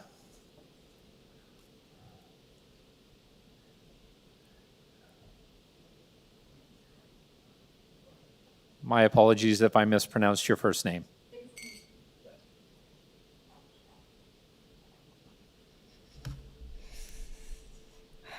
Thank you, Mr. Chair and council members. My name is Eve Dasanaika. Jayalakshmi is my mother. I'm here to discuss our concerns for the development of this townhouse. So our biggest concern is privacy. I am an immediate neighbor to this building. I live at number 2 King Lewis Crescent, and both my sister and I, our windows are facing the back of this building, and it's shown on the blueprint that there is a open roof terrace, which can see not only into our bedroom windows, but also hovers over our entire backyard. We wouldn't have any sort of privacy, and it's unfair that we would have to keep our blinds closed and receive no sunlight just because they want to build this townhouse. This isn't just one house, it's 5 units, which is stated here, and that also is that's 5 different families that can see into our backyard, which we feel is unfair. We've been living in this household for 17 years, and I feel that it would only bring us discomfort. Another thing that we have an issue with is sunlight. The building is 3 stories tall, which means that it will be towering over my family's home. This means that we won't have any sunlight. My family does gardening during the summer. No sunlight means no plants. It's not right to have our privileges taken away just because they want to do this or go through with it. Another concern we have is parking. Based off of the blueprint, it says that there's 5 parking spots per townhouse, 1 parking spot per townhouse, sorry. Realistically, if the resident's family ever planned on visiting them, where would they park? would it be legal for them to park at the plaza across the street? Or would they have access to park on our street? This whole parking situation would also impact my family and our neighbors because so many privileges would be taken away. Also, when it comes to morning rush hour, when my parents go to work or even when our neighbors go to work, it would take way longer to get out of the exit. In the morning, it's already busy, and even coming home, it would also be busy, and it would honestly be a big nuisance to everyone. Also, I take the bus to school every day, and I feel like I have to walk past the driveway which the townhouse, like whoever lives there, they drive into, and it's kind of like a safety hazard because like early in the morning or like in the evening, I wouldn't want to be hit or God forbid like something happen. Another disturbance is the building of this. If the townhouse, like if they were to go through with this, I'm sure the dust would be a big problem, the whole construction of it too. We wouldn't be able to go into our backyard. We have family members in my home that have asthma, and dust would be a big problem, and it's unfair that we get our privileges taken away of enjoying our backyard just because they want to go through with this. That means we get no sunlight in our backyard, and at that point, like, we honestly might as well live in an apartment because we get no sun, and this tall building would be towering over us. And I also have a young dog, and I would like to think that animals would also like sunlight, also like to go outside to play, and keeping my dog in that type of environment is very unhealthy, not only to animals, but also to us. I have seniors also living in my home that enjoy being outside, and I feel like this being built takes away a lot of privileges. I would also like to reiterate that this, again, I'm not opposing to this being built, but it's more realistic for it to be a house rather than 5 units, which is also 5 parking spots, 5 different families that have access to our backyard again, and it also can see into into the bedroom windows of my household, which also face my bedroom and my sister's bedroom, which I feel is unfair. Thank you. If there's any questions, I will gladly answer. All right, thank you very much. Thank you for coming in. Thank you for speaking on behalf of your mom and your family. Questions of the deputant? Seeing none, thank you very much. Thank you. The next 2 registered deputants are Kate and Eve Desanieka. All right, okay. So that was the end of the registered deputants on this item. Am I missing one?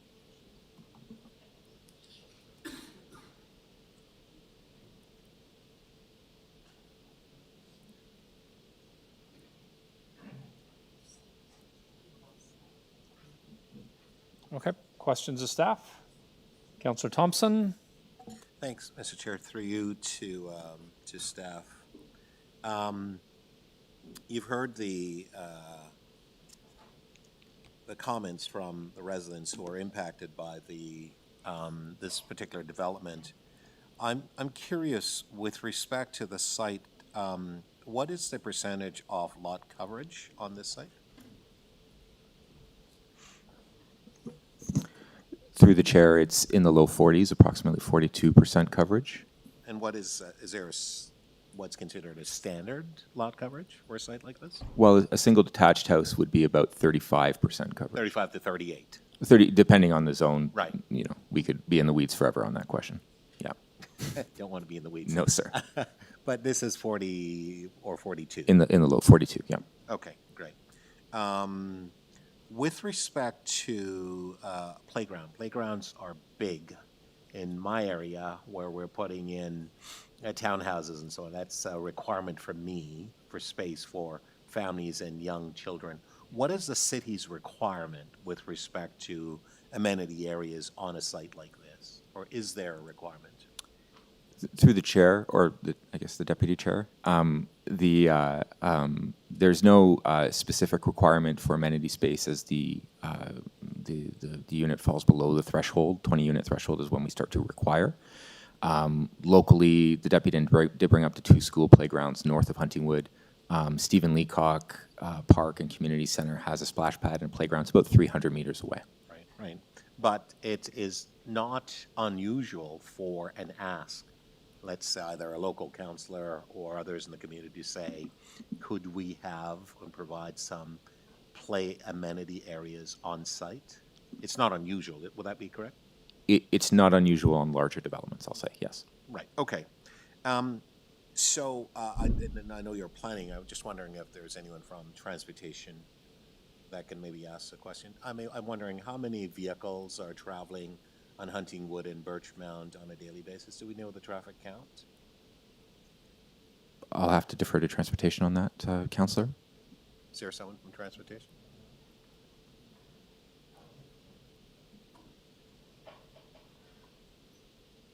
Okay. There's someone from transportation.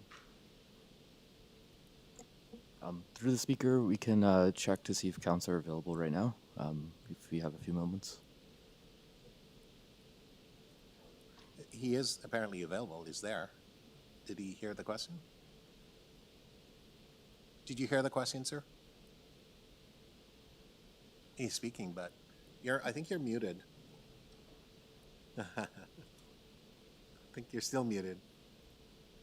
I can see a smile, but you're muted. Yeah, sir. Yeah, there we go. Okay, sorry about that. It's a double muted here. Yes. Through the chair, Khaled here from Transportation Development Planning. Can you please reiterate the question? Sure, absolutely. I was just wondering about the traffic count, both with respect to traffic on Huntingwood as well as the traffic on Birchmount, because this particular project is essentially at the northeast intersection, northeast corner at the intersection. Through the chair, Councillor, as part of the development project proposal, the consultant submitted the traffic study at Birchmount Road and Huntingwood, as well as at the site entrance and Huntingwood Drive. And based on the information, the level of service we have is inconsistent with the other intersection around the area. It's between C to D at Birchmount and Huntingwood. And the development will generate very modest traffic volume. Mr. Chair, just interrupt you. I asked a specific question. Yep, and he's doing his best to answer it. Well, I just asked for a number. Well, he's what is the traffic count? Councillor Thompson, you asked a question. It's his ability to answer it. Okay, so I wonder if I can get the answer. What is so the through the chair, I can give you 4 numbers. So if you look at the eastbound number there, so you have like when you do the traffic count, you have traffic coming from all 4 directions, right? Yeah. Okay. Yeah. So if you're going to westbound at this intersection, the count is about 400. 400. Okay. If you go to the eastbound, that's daily. That's daily. That's Okay, daily. great. Yeah. Thank you. Go ahead. If you go to the eastbound, the count is roughly 350.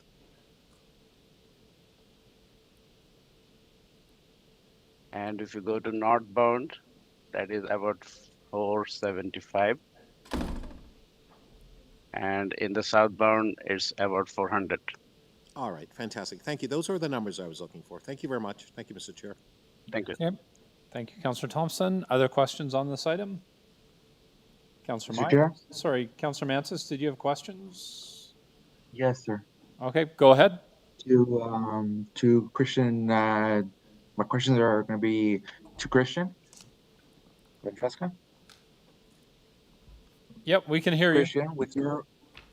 Christian, with your expertise, if we had children living at 760, 762, and 764 Huntingwood Drive down the street, and everyone had 2 to 3 children in the homes, where would those children be going to the playground? Through the chair, so this is just east of the proposed development. They would have the option of a schoolyard to the north of Huntingwood. But as I mentioned in my answers to Councillor Thompson, Stephen Leacock Park and Community Center is just south of Huntingwood on Birchmount and has tennis courts, splash pad, baseball diamonds, and a full community rec center. And that would be the same if we had the three homes that would have been, let's say, west of Birchmount on Huntingwood Drive, correct? It's a public facility. I could bring my kids there. With the new bylaws that are be coming in for higher order and transit, would 3 stories be the bare minimum compared to what will be what is being asked by the city for major streets, for the amount of height that we would be having for buildings in the future? Through the chair, I believe, Councillor, are you referring to the expanding housing options in neighborhoods, major streets work? That is both, last June was endorsed by council for a work program that would intensify neighborhoods and major streets with different building forms than single detached housing. As part of it has already come through with the multiplex permissions granted by council. I believe the report on the major streets, which is now part of the Housing Action Plan, is due to Planning and Housing Committee in September. And that would see additional intensification opportunities explored along major streets like Huntingwood and Birchmount that are designated neighborhoods. So would we see heights that would be, in your opinion, will we see heights that are going to be higher than 3 stories? The current, through the chair, the current official plan designation provides for 4 stories as of right. There may be opportunities through zoning, again, if council endorses the recommendations, to see zoned permissions for different building types and different heights up to the 4-story provision, but that is still to be determined by council. So right now, this specific development meets the standard and is below the maximum that can be built, correct? Through the chair, at 3 stories, even with the popped up top, it is below the 4-story maximum provided for by neighborhoods. The current neighborhoods policies do provide for intensification on major streets on distinguishable sites. As a former utility location, this is a distinguishable site and is well serviced by transit. There's a Birchmount bus stop on the west property line and a Huntingwood bus stop on the south property line. So if we had a different type of a design, hypothetically, of the townhomes, and we still had 5 townhomes on the same lot with 5 vehicles, would it make a difference for the traffic count on for the amount of vehicles that would be coming out of the laneway? Through the chair, the maximum traffic count would be determined by the number of parking spaces, which would remain at 5. I'm not sure how the design of the townhouses would impact that. So there really would be no difference in the parking situation for the traffic count. It would still remain the same. Through the chair, if I understand you correctly, that is correct. Yes. Okay. So, Mr. Chair, those are all my questions to Christian. All right. Thank you, Councillor Mantas. Councillor Myers, I thought I saw your hand. Thank you. Through the chair, as these types of units are going to become more and more common in these types of neighborhoods, could you please address the concerns over privacy, particularly or rooftop access? Yes, so through the chair, we handle that similarly to how we would approach mid-rise scaled buildings. So there is in the zoning bylaw a provision for an angular plane. That means, as the building rises in height, the building must get further away from the adjacent property. There were also design changes made through the process in response to the community meeting, I believe, where open terracing and balconies that had faced east were removed, and now they face Birchmount. So, our ability to secure that will be generally through the implementation of council-adopted low-rise townhouse guideline standards, which this proposal has been evaluated against and generally conforms to, as well as potentially zoning standards when these things become as of right, if they become as of right through council direction and Planning and Housing Committee, specific performance regulations related to height and setback or overlook. Thank you. So just to confirm, based on the current proposal, if someone were to be living in one of these units, they would not be able to see in the neighbor's bedroom or backyard? The east facade does include windows. However, the balconies and terracing to the east were removed through the process, and a stricter regulation with an angular plane was placed from the east property line. So the setback itself from the east property line is equivalent to a rear yard setback, 7.5 meters or so. Whereas if it was a single detached house, it would only be a meter or so from the property line. So there's all that space that's currently exists. And thank you. And I heard a lot of talk that this is subsidized housing or affordable housing. Is that accurate, or is this just regular market housing? Through the chair, it is intended to be a standard condominium. I can't comment on price point.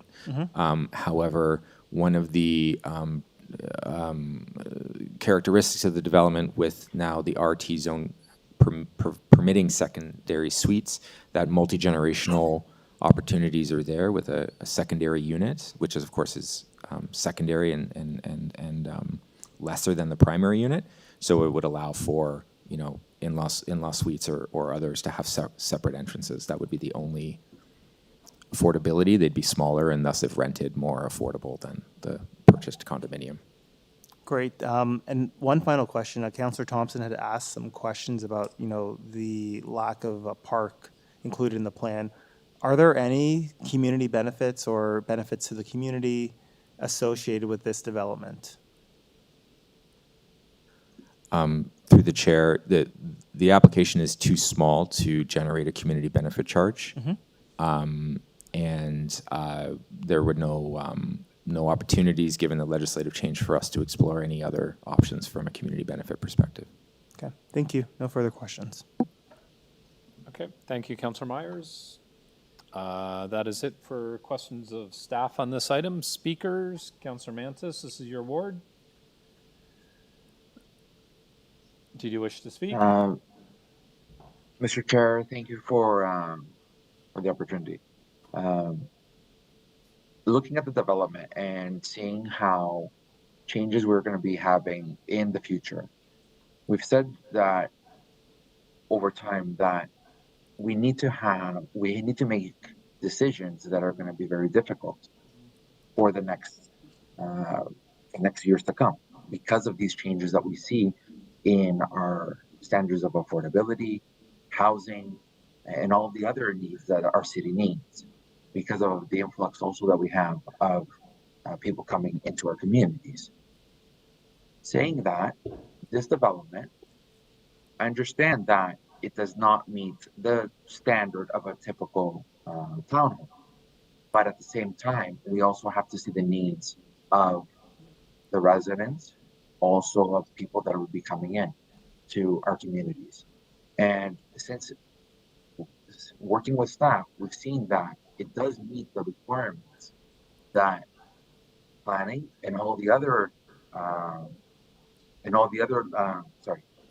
bylaws that we have in place. I am going to be recommending that we pass staff recommendations for this item. Thank you. Okay, thank you, Councillor Mantis. Other speakers on this item? Councillor Thompson?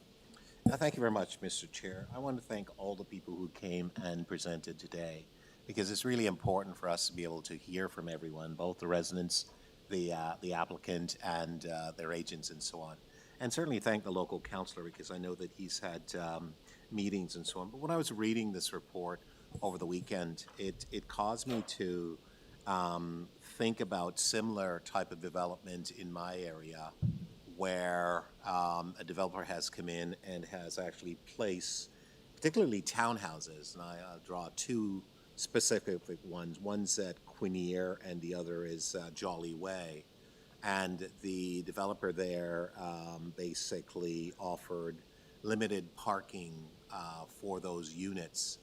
I can tell you right now, we are at great danger and to the community because of the issue and challenges we're facing with the number of vehicles that are parked, a number of vehicles that comes with those residents as part of those two townhouse complex. Yes, I'm told by staff, and again, thank our professional staff, they do their job according to our policy, but sometimes our policies do not fit, irrespective of the fact that we are trying to deal with an acute situation, in this particular case, the shortage of housing in the City of Toronto. We get all that. However, we need to be very mindful. There's no way that you can tell me that this particular site, and when I compare it to other sites in my ward, when I look at the problems we're actually having right now with respect to parking and traffic concerns, and my sites, Mr. Chair, they're larger actually than this one. And that's what actually the acuteness of it that caused me to be concerned about what's actually being proposed. 5 3-bedroom townhouses on an area that is essentially, I believe, 712 square meters. And we've heard from the presenters that there's going to be 1 parking spot for each. And yes, there are buses that are in the area, but we know that this is in fact Scarborough, not downtown Toronto. It's not conducive to the comment of simply accepting the fact that 1 parking spot and 1 car will essentially be attached to each of these 5 units. There are going to be 25 bedrooms, and that's fantastic because we have more people having a bedroom. But I think that this is too much. The intensification for the small corner lot at Birchmount and Huntingwood is just too much for the area. We've heard the area residents who've come in and said, we're okay with something being there, but it's too intense. We've gone through 2 or almost 3 years of COVID, and I've spoken with the chief planner about doing things differently. Any development that's coming in my ward that is a townhouse complex, I'm asking and have been asking for green space so that those residents who are living in that on that site don't necessarily have to go 300 or 400 meters or what have you to simply have access to some outdoor amenities and outdoor space. And I'm thankful to the staff who have indicated that, yes, this is under the threshold of 20 units and so on, so that they don't actually have to provide any real community benefits to the community. But it's really important to understand the needs of the future residents because they're not there yet. What their needs will be. I don't know what will come in the next number of years and the requirement for some basic outdoor space on this site. So can you not have 3 units as opposed to 5 and create an opportunity where there is going to be some space? I get the need to intensify. However, I think that this is in fact too much for this site. And so for those reasons, I will not support this application, Mr. Chair. Thank you. Okay, thank you, Councillor Thompson. Other speakers? Councillor Myers? Thank you. Through the chair. I also do have some concerns over the proposal. However, on the balance, I think this is where Scarborough needs to head. I was just looking at the maps, and this site will be about 20 minutes from the proposed Eglinton crosstown at Birchmount and Eglinton. It'll be a 23-minute bike ride. I do realize that there is a lack of green space. However, there is a huge golf course just south of this site that could perhaps be repurposed to provide some of this parkland that we've wanted. And we've just proposed the multiplex bylaw, where if the applicant had proposed 4 units, we wouldn't be having this conversation. The applicant's proposed 5. And I think we really need to be bold. I think we need to look at things differently. Yes, there are only 5 spaces for cars to park, but maybe going forward, these cars could be, car shares. So rather than a car being assigned to a single home, maybe these individuals, whether they're related or not, could actually be sharing these types of cars. We've seen these types of arrangements in other parts of the world, even other parts of our city, and I think Scarborough really needs to embrace the change. There's going to be a lot of change. It's going to be uncomfortable, but I think this is really the way forward. We're in a housing crisis, and we need to face it head on. So thank you. I will be supporting this. Okay, thank you, Councillor Myers. Other speakers? Seeing none, so we have the recommendations before us. All in favor of the recommendations? Opposed? And that passes, the recommendations pass 4-1. Okay, our next item, thank you everybody very much as well for coming in and making the deputations this morning. Our next item is SC 6.7, 2499 to 2525 Victoria Park Avenue Zoning Amendment Decision Report for approval in Ward 22. We have 3 registered deputants. The first deputant is Greg Chaladian from St. Mary's Church.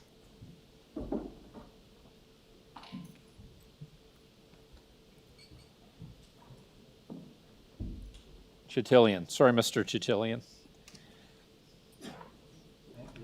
Followed by Abdullah Arain and Matthew Kruger.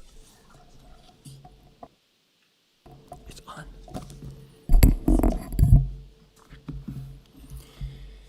Good morning, Mr. Chair, ladies and gentlemen. My name is Greg Chitillian, and I am a member of the St. Mary's Armenian Church and the Community Center located at 50 and 45 Old Crown Place, on the west side of Victoria Park Avenue, across the proposed development site at 2499 Victoria Park Avenue. I have been involved with the planning study of the Consumer Road employment area and the immediate surrounding planning area since 2015. However, I'm a member of the Center of the Church congregation since the relocation of Old Crown Place in 1979. The Consumer's Next study was carried out over the 3 years between 2017 and 20, when the final report was adopted by the Toronto City Council as a secondary plan for the employment area and the surrounding main arteries around the community center.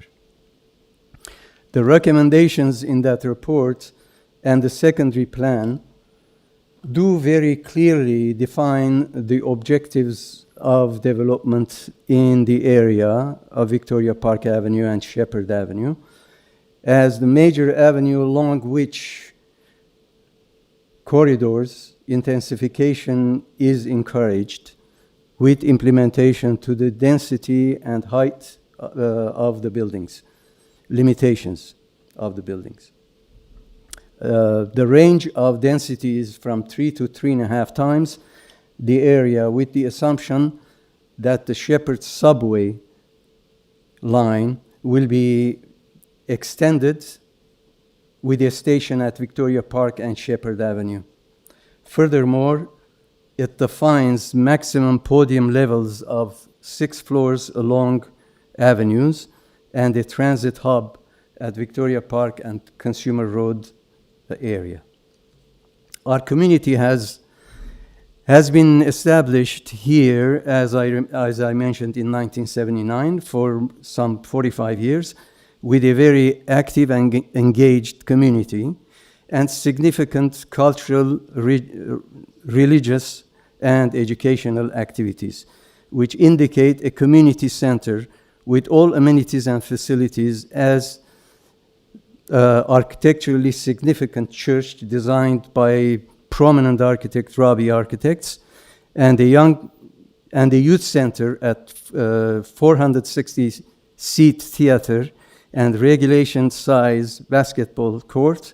The facility also houses a school from daycare to secondary school with a student body of 660.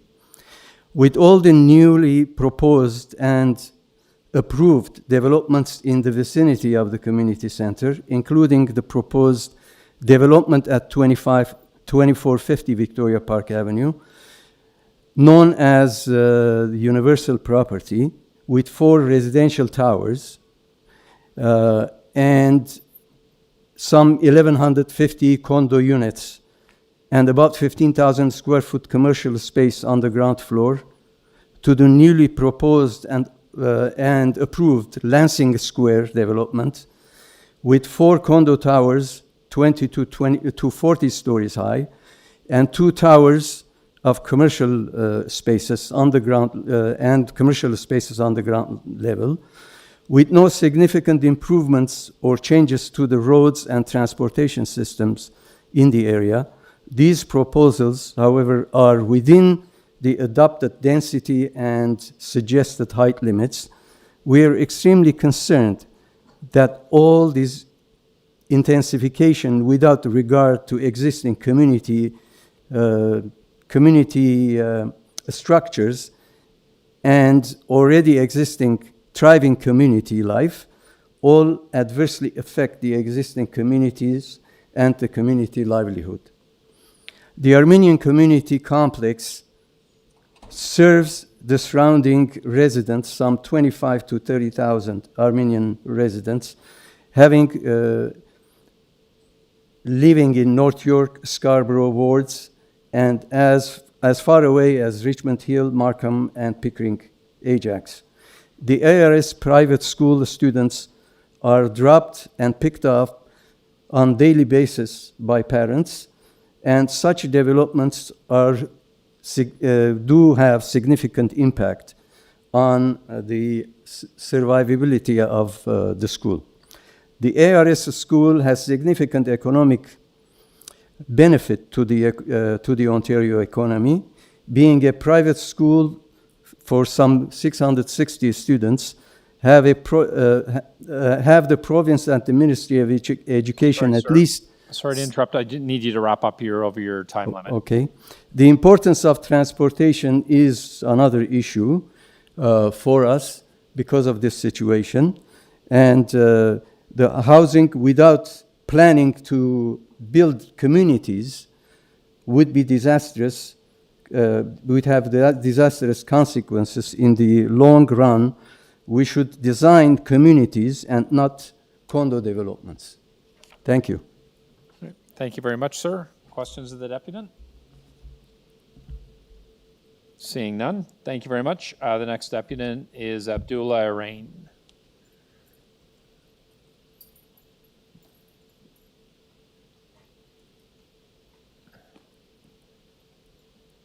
Good afternoon, sir. You have 5 minutes whenever you're ready. Thank you very much. Hello, everyone. My name is Abdullah Arain. I am a resident of this neighborhood and have grown up at this intersection of Victoria Park and 401.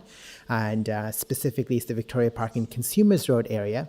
And if I can help you just visualize this area if you're not familiar with it, this is essentially when you're coming from the west of the city, this is your first border of Scarborough. And so this is your first impression of Scarborough. This is where the 404 and 401 meet. So it is a high traffic area and it is often treated as a service center because it's the accessible gas station for the 404 and the 401. There's also at this Consumers Road and Victoria Park intersection a Tim Hortons, a Starbucks, a number of food and a grocery store, in fact. So it services all of it's a watering hole for the Consumers Road industrial complex. Behind that, it's all bungalows. It's all 1950s bungalows. So now when you're visualizing this neighborhood, proposed to go in this neighborhood is now what the previous individual also emphasized, 8 towers. That's in addition to this project. Now I will completely agree with all of you guys, and no one is arguing that we have a need for more affordable housing within the GTA. Absolutely. Fully aligned on that, guys. And I appreciate the work that this council and all the councils are doing to help us reach that goal. But As part of that planning, we also have to have some foresight, right? And we have to think effectively on what's going to preserve and enhance our city and the impression of our city so that we are growing for a prosperous future. So now I know that whenever you get these proposals, you get people coming up. And in fact, one of the previous proposals actually cited this project as being a bad idea because this project is a 12-story building going up immediately behind bungalows. And in addition to that, they are saying that it's 293 residences with only 184 vehicle parking spots. So that's less than 40%. So anyone purchasing an expensive condo right on the border of 401 and 404 is looking to get, easy access to roads there. And so you cannot say that those people are going to have less than one car per condo. The previous Jim Karagianis cited this project as having less than 0.75 or 0.72 allocation per residence. So part of what my ask of you is absolutely, look, we recognize the need for affordable housing. There's been no commitment that this is affordable housing, okay? And then secondly, it's about appropriate growth for the city. Now, if we know we've already made such a big commitment to high density growth within that very intersection, should we not see that through first before committing to even more? And my final ask of you is, right now, the current situation at that intersection is during rush hours, it's already backed up. There's in fact backed up traffic onto the highway ramps.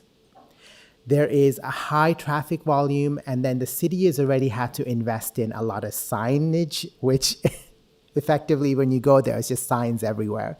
There's now been modifications to traffic routing, no left turns at certain times, left turn lanes only, right turn lanes only, no trucks allowed at certain times of the day. So the city has already had to place interventions to try and control the traffic. But now we're supplanting so much more. Additionally, the city has already had to step in to put in additional sound barriers because of noise pollution. So now we've acknowledged that we've had this issue of noise pollution for the past 10 years, but then we're throwing in 4 additional towers in addition to this project itself. So that's it. Look, I know a lot of people have come up preceding this project proposal as well about different reasons for their opposing development. And I get it. You guys are in a tough situation because you're balancing growth for the city, but we do want that growth to have a positive, lasting impact, to produce a prosperous city. Thank you. Okay, thank you, sir. Questions of the deputant? Seeing none. Oh, sorry, Councillor Myers, question? Thank you. Through the chair. Just a quick question. Would you be more willing to support this development if it included affordable housing? Yes, if it included affordable housing, and also if the project proposal was reasonable with the surrounding environment too. So when it's entirely bungalows and then right in their backyard you put a 12-story building, that to me is shocking, right? So I think if it was more in tune with the rest of the neighborhood, yes. And definitely with the affordable housing. Look, there was a project earlier that proposed artist lofts, right? As lovely as that sounds, we all know that's a marketing ploy, right? To propose like multi-million-dollar artist lofts is just like, who's going to be able to afford that? Who's truly moving in there? So yes, if it's an actual factual commitment to affordable housing with real commitment to affordability. Right, and do you know that some of the economics of actually getting affordable housing means that you have to increase the height in order to those market units are cross-subsidizing the affordable ones. Yeah. So you will have these type of proposals if you want to actually get affordable housing built in Scarborough, and they're often going to abut single-family home neighborhoods. So that's why we challenge you, because look, a well-planned skyline can actually be a beautiful thing. Like in downtown Toronto, it's quite pretty. So it's about effectively putting those buildings, and I agree with you, those high rises, but putting them in neighborhoods where there is the infrastructure for it, putting them in places where they are surrounded by like-minded, visual appeal, right? So if you have, for instance, you could put a 60-story building, like an island in the center of a residential neighborhood. That doesn't fit in. So that's where I would challenge. And there are other alternative solutions to affordable housing as well. It is not only high, like the higher you go. And if that was the case, we'd already have very affordable housing with like the 60-story buildings that we have, but we don't. I agree with you there. Thank you. Thank you, Councillor Myers. Thank you, sir. Appreciate your time. The next deputy is Matthew Kruger.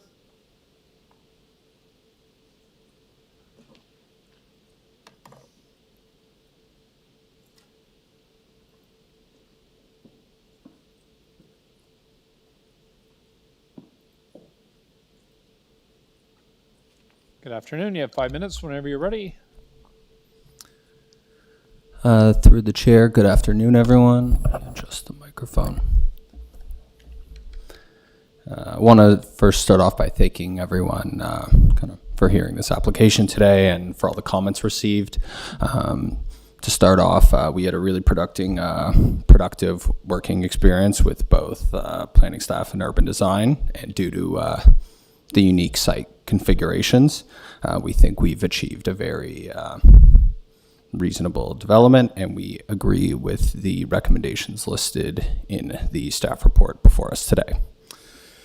To start off, I mean, the previous deputants had mentioned appropriate growth, and I do want to mention that we are the smallest and shortest development within the Consumers Next secondary plan area, which was approved by council in 2020.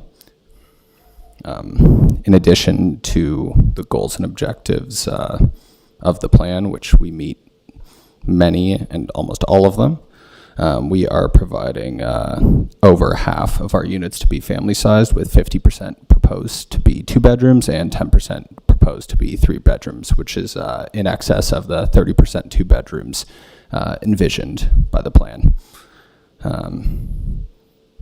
I'm here to answer any questions anyone has, and thanks so much for your time today. Thank you, Mr. Kruger.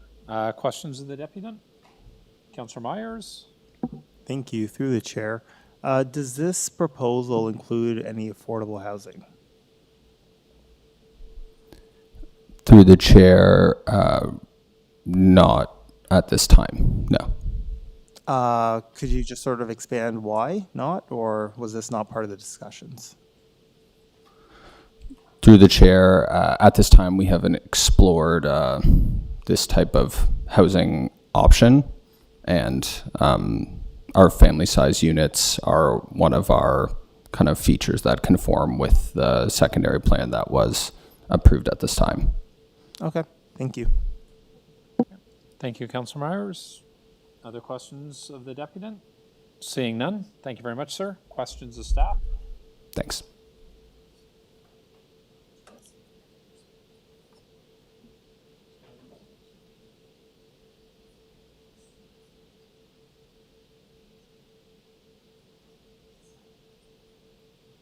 Sorry, were there any other speakers on this item?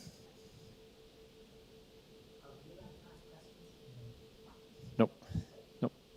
Okay, thank you. Questions of staff on this item? Okay. Mr. Chair? Councillor Mantis, Councillor questions Mantis? of staff? Just questions of staff. Does the report meet all the requirements, all the zoning requirements that we have in place today?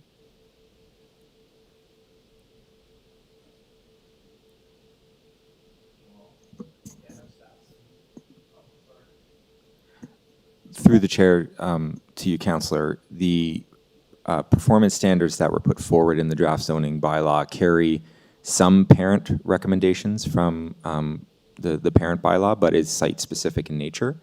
And with the exception of density and some measures of built form guidance, generally conforms to the policy framework presented by the Consumers Next secondary plan. Although I should note that when the application was submitted, the secondary plan was not yet in force, as it was under appeal to the, at the time, LPAT and now OLT.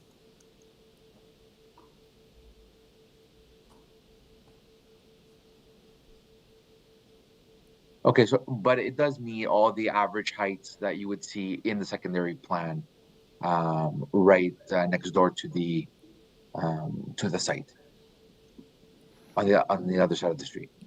On the, yes, Councillor, that's correct, in that the policies of the secondary plan do provide for mid-rise buildings on this stretch of Victoria Park. On the west side of Victoria Park, however, through OLT settlements and council action, a tower form has emerged. So you'll see immediately north of the Armenian Community Center and Church, towers of up to 44 stories. And he spoke of the Lansing Square development, which is west of Victoria Park again, which does have towers into the 40s as well. But to see a mid-rise building outcome on the east side of Victoria Park is aligned with secondary plan provisions.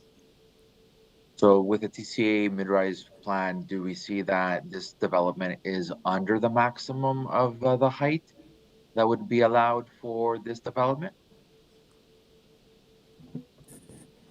Through the chair, the height permitted in the secondary plan for this site is 36 meters. What is proposed is 39 under 40 meters, 39.6 meters.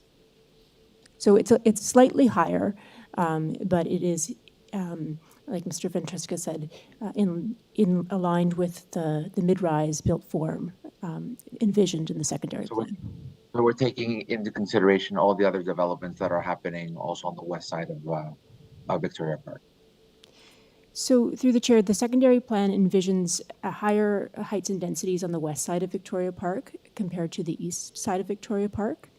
Right. So this is a lower height than what is being put forward on the west side, and that is consistent with the direction of the secondary plan. Okay, thank you so much. I have no more questions, Mr. Chair. Okay, thank you, Councillor Myers. Other questions of staff? Okay, speakers, Councillor Mantas, this is your award. Mr. Chair, thank you to the staff, thank you to the deputants. As we have said, that we see that our neighborhoods are changing, our city is changing, and that on major thoroughways, there will be a lot more intensification. Seeing this site specifically, that it's on the east side of Victoria Park, and knowing that on the west side, the height is a lot higher than what is proposed on the east side. Seeing how we have all, as we had said before, about the needs of our city, I'll be supporting the staff recommendations. Okay, thank you, Councillor Myers. Sorry, Councillor Mantas. Councillor Myers, you wish to speak? Yes, I'm just like to move a motion. Can we put it up? Sure. Okay, they need a moment.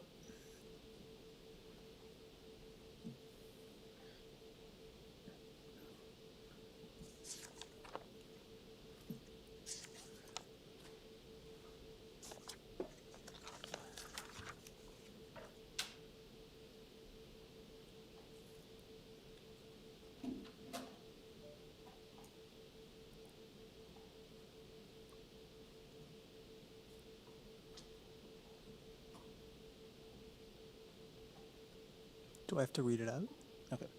So my motion states, City Council direct the Chief Planner and Executive Director, City Planning, in consultation with the local ward councillor and the city solicitor, to continue to work with the applicant to explore an in-kind community benefit package pursuant to 37.6 of the Planning Act that includes the provision of affordable housing units within the proposed development, and to report back to City Council for further instruction on any offer of in-kind community benefits made by the owner.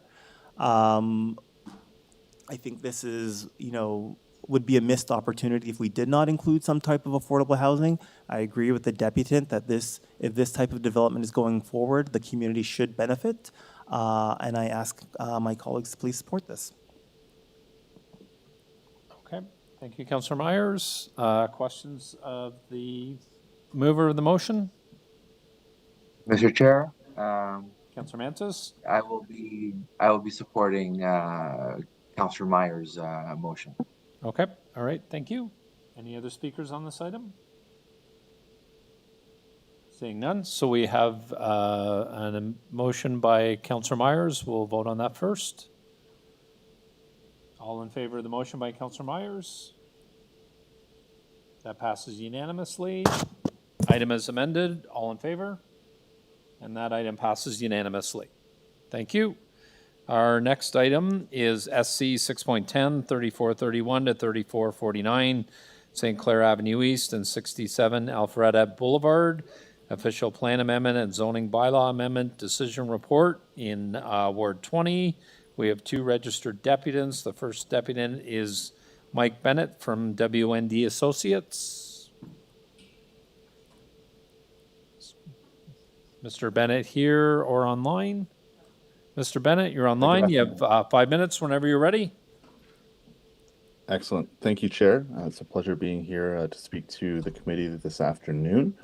I do have a presentation. I don't know if it's visible for everyone. Someone could just kindly confirm. Or should I be sharing? I suppose I should be sharing my screen. My apologies. Just a moment here.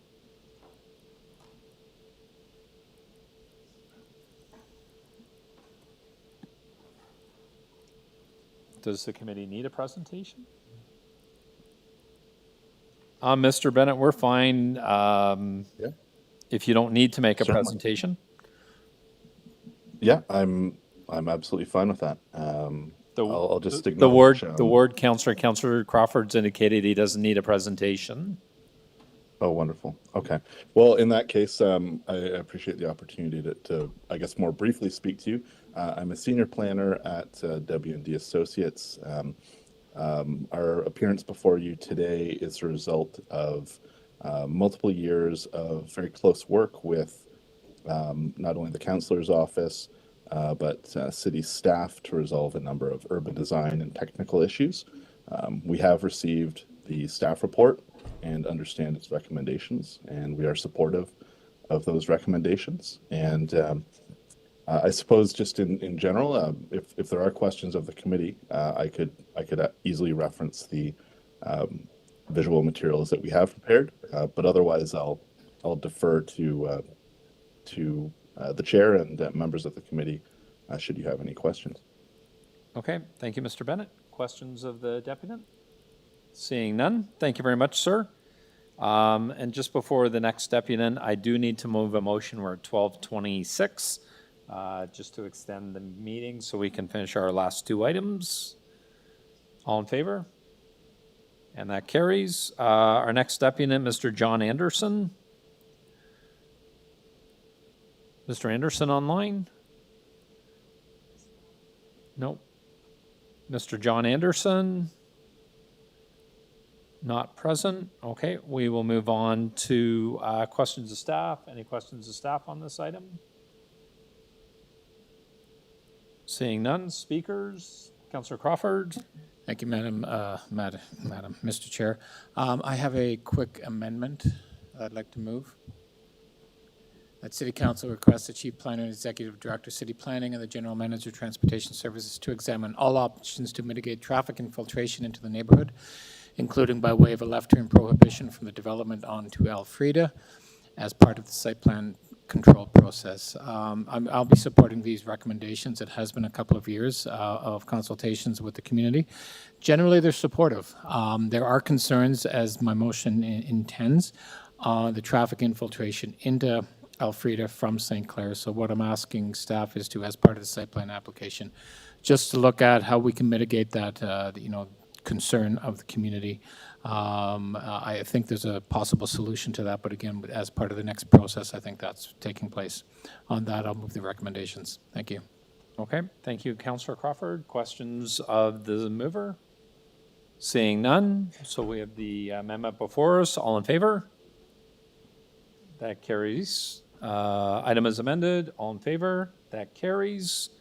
Thank you. Our next item is SC 6.12, 300 Borough Drive, 1755 Brimley Road, 400 to 580 Progress Avenue, and 350 Town Center Court. Official plan amendment. Request for direction report in Ward 21, held by Councillor Thompson.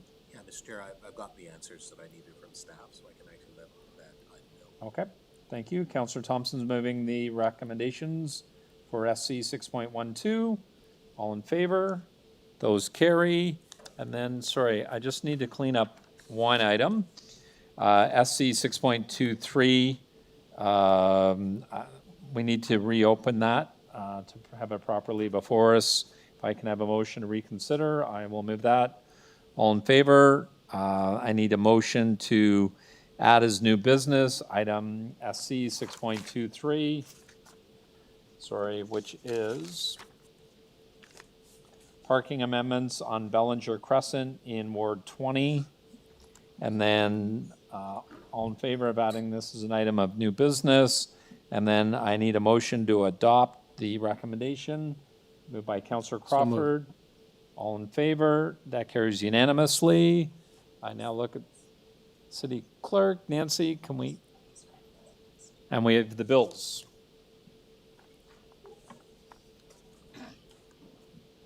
Councillor Crawford, can I ask you to move the? Sure. Bill 627 to 631, prepared on the June 27th, 2023 meeting 6 of the Scarborough Community Council, be declared as bylaws and passed subject to section 226.9 of the City of Toronto Act 2006. All in favor? That carries unanimously.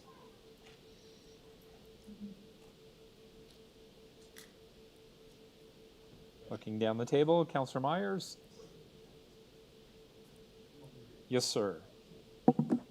That confirmatory bills to confirm the legislative proceedings of the Scarborough Community Council acting under the delegated authority at meeting 6 on June 27, 2023, be declared as bylaws and passed subject to section 226.9 of the City Toronto Act 2006.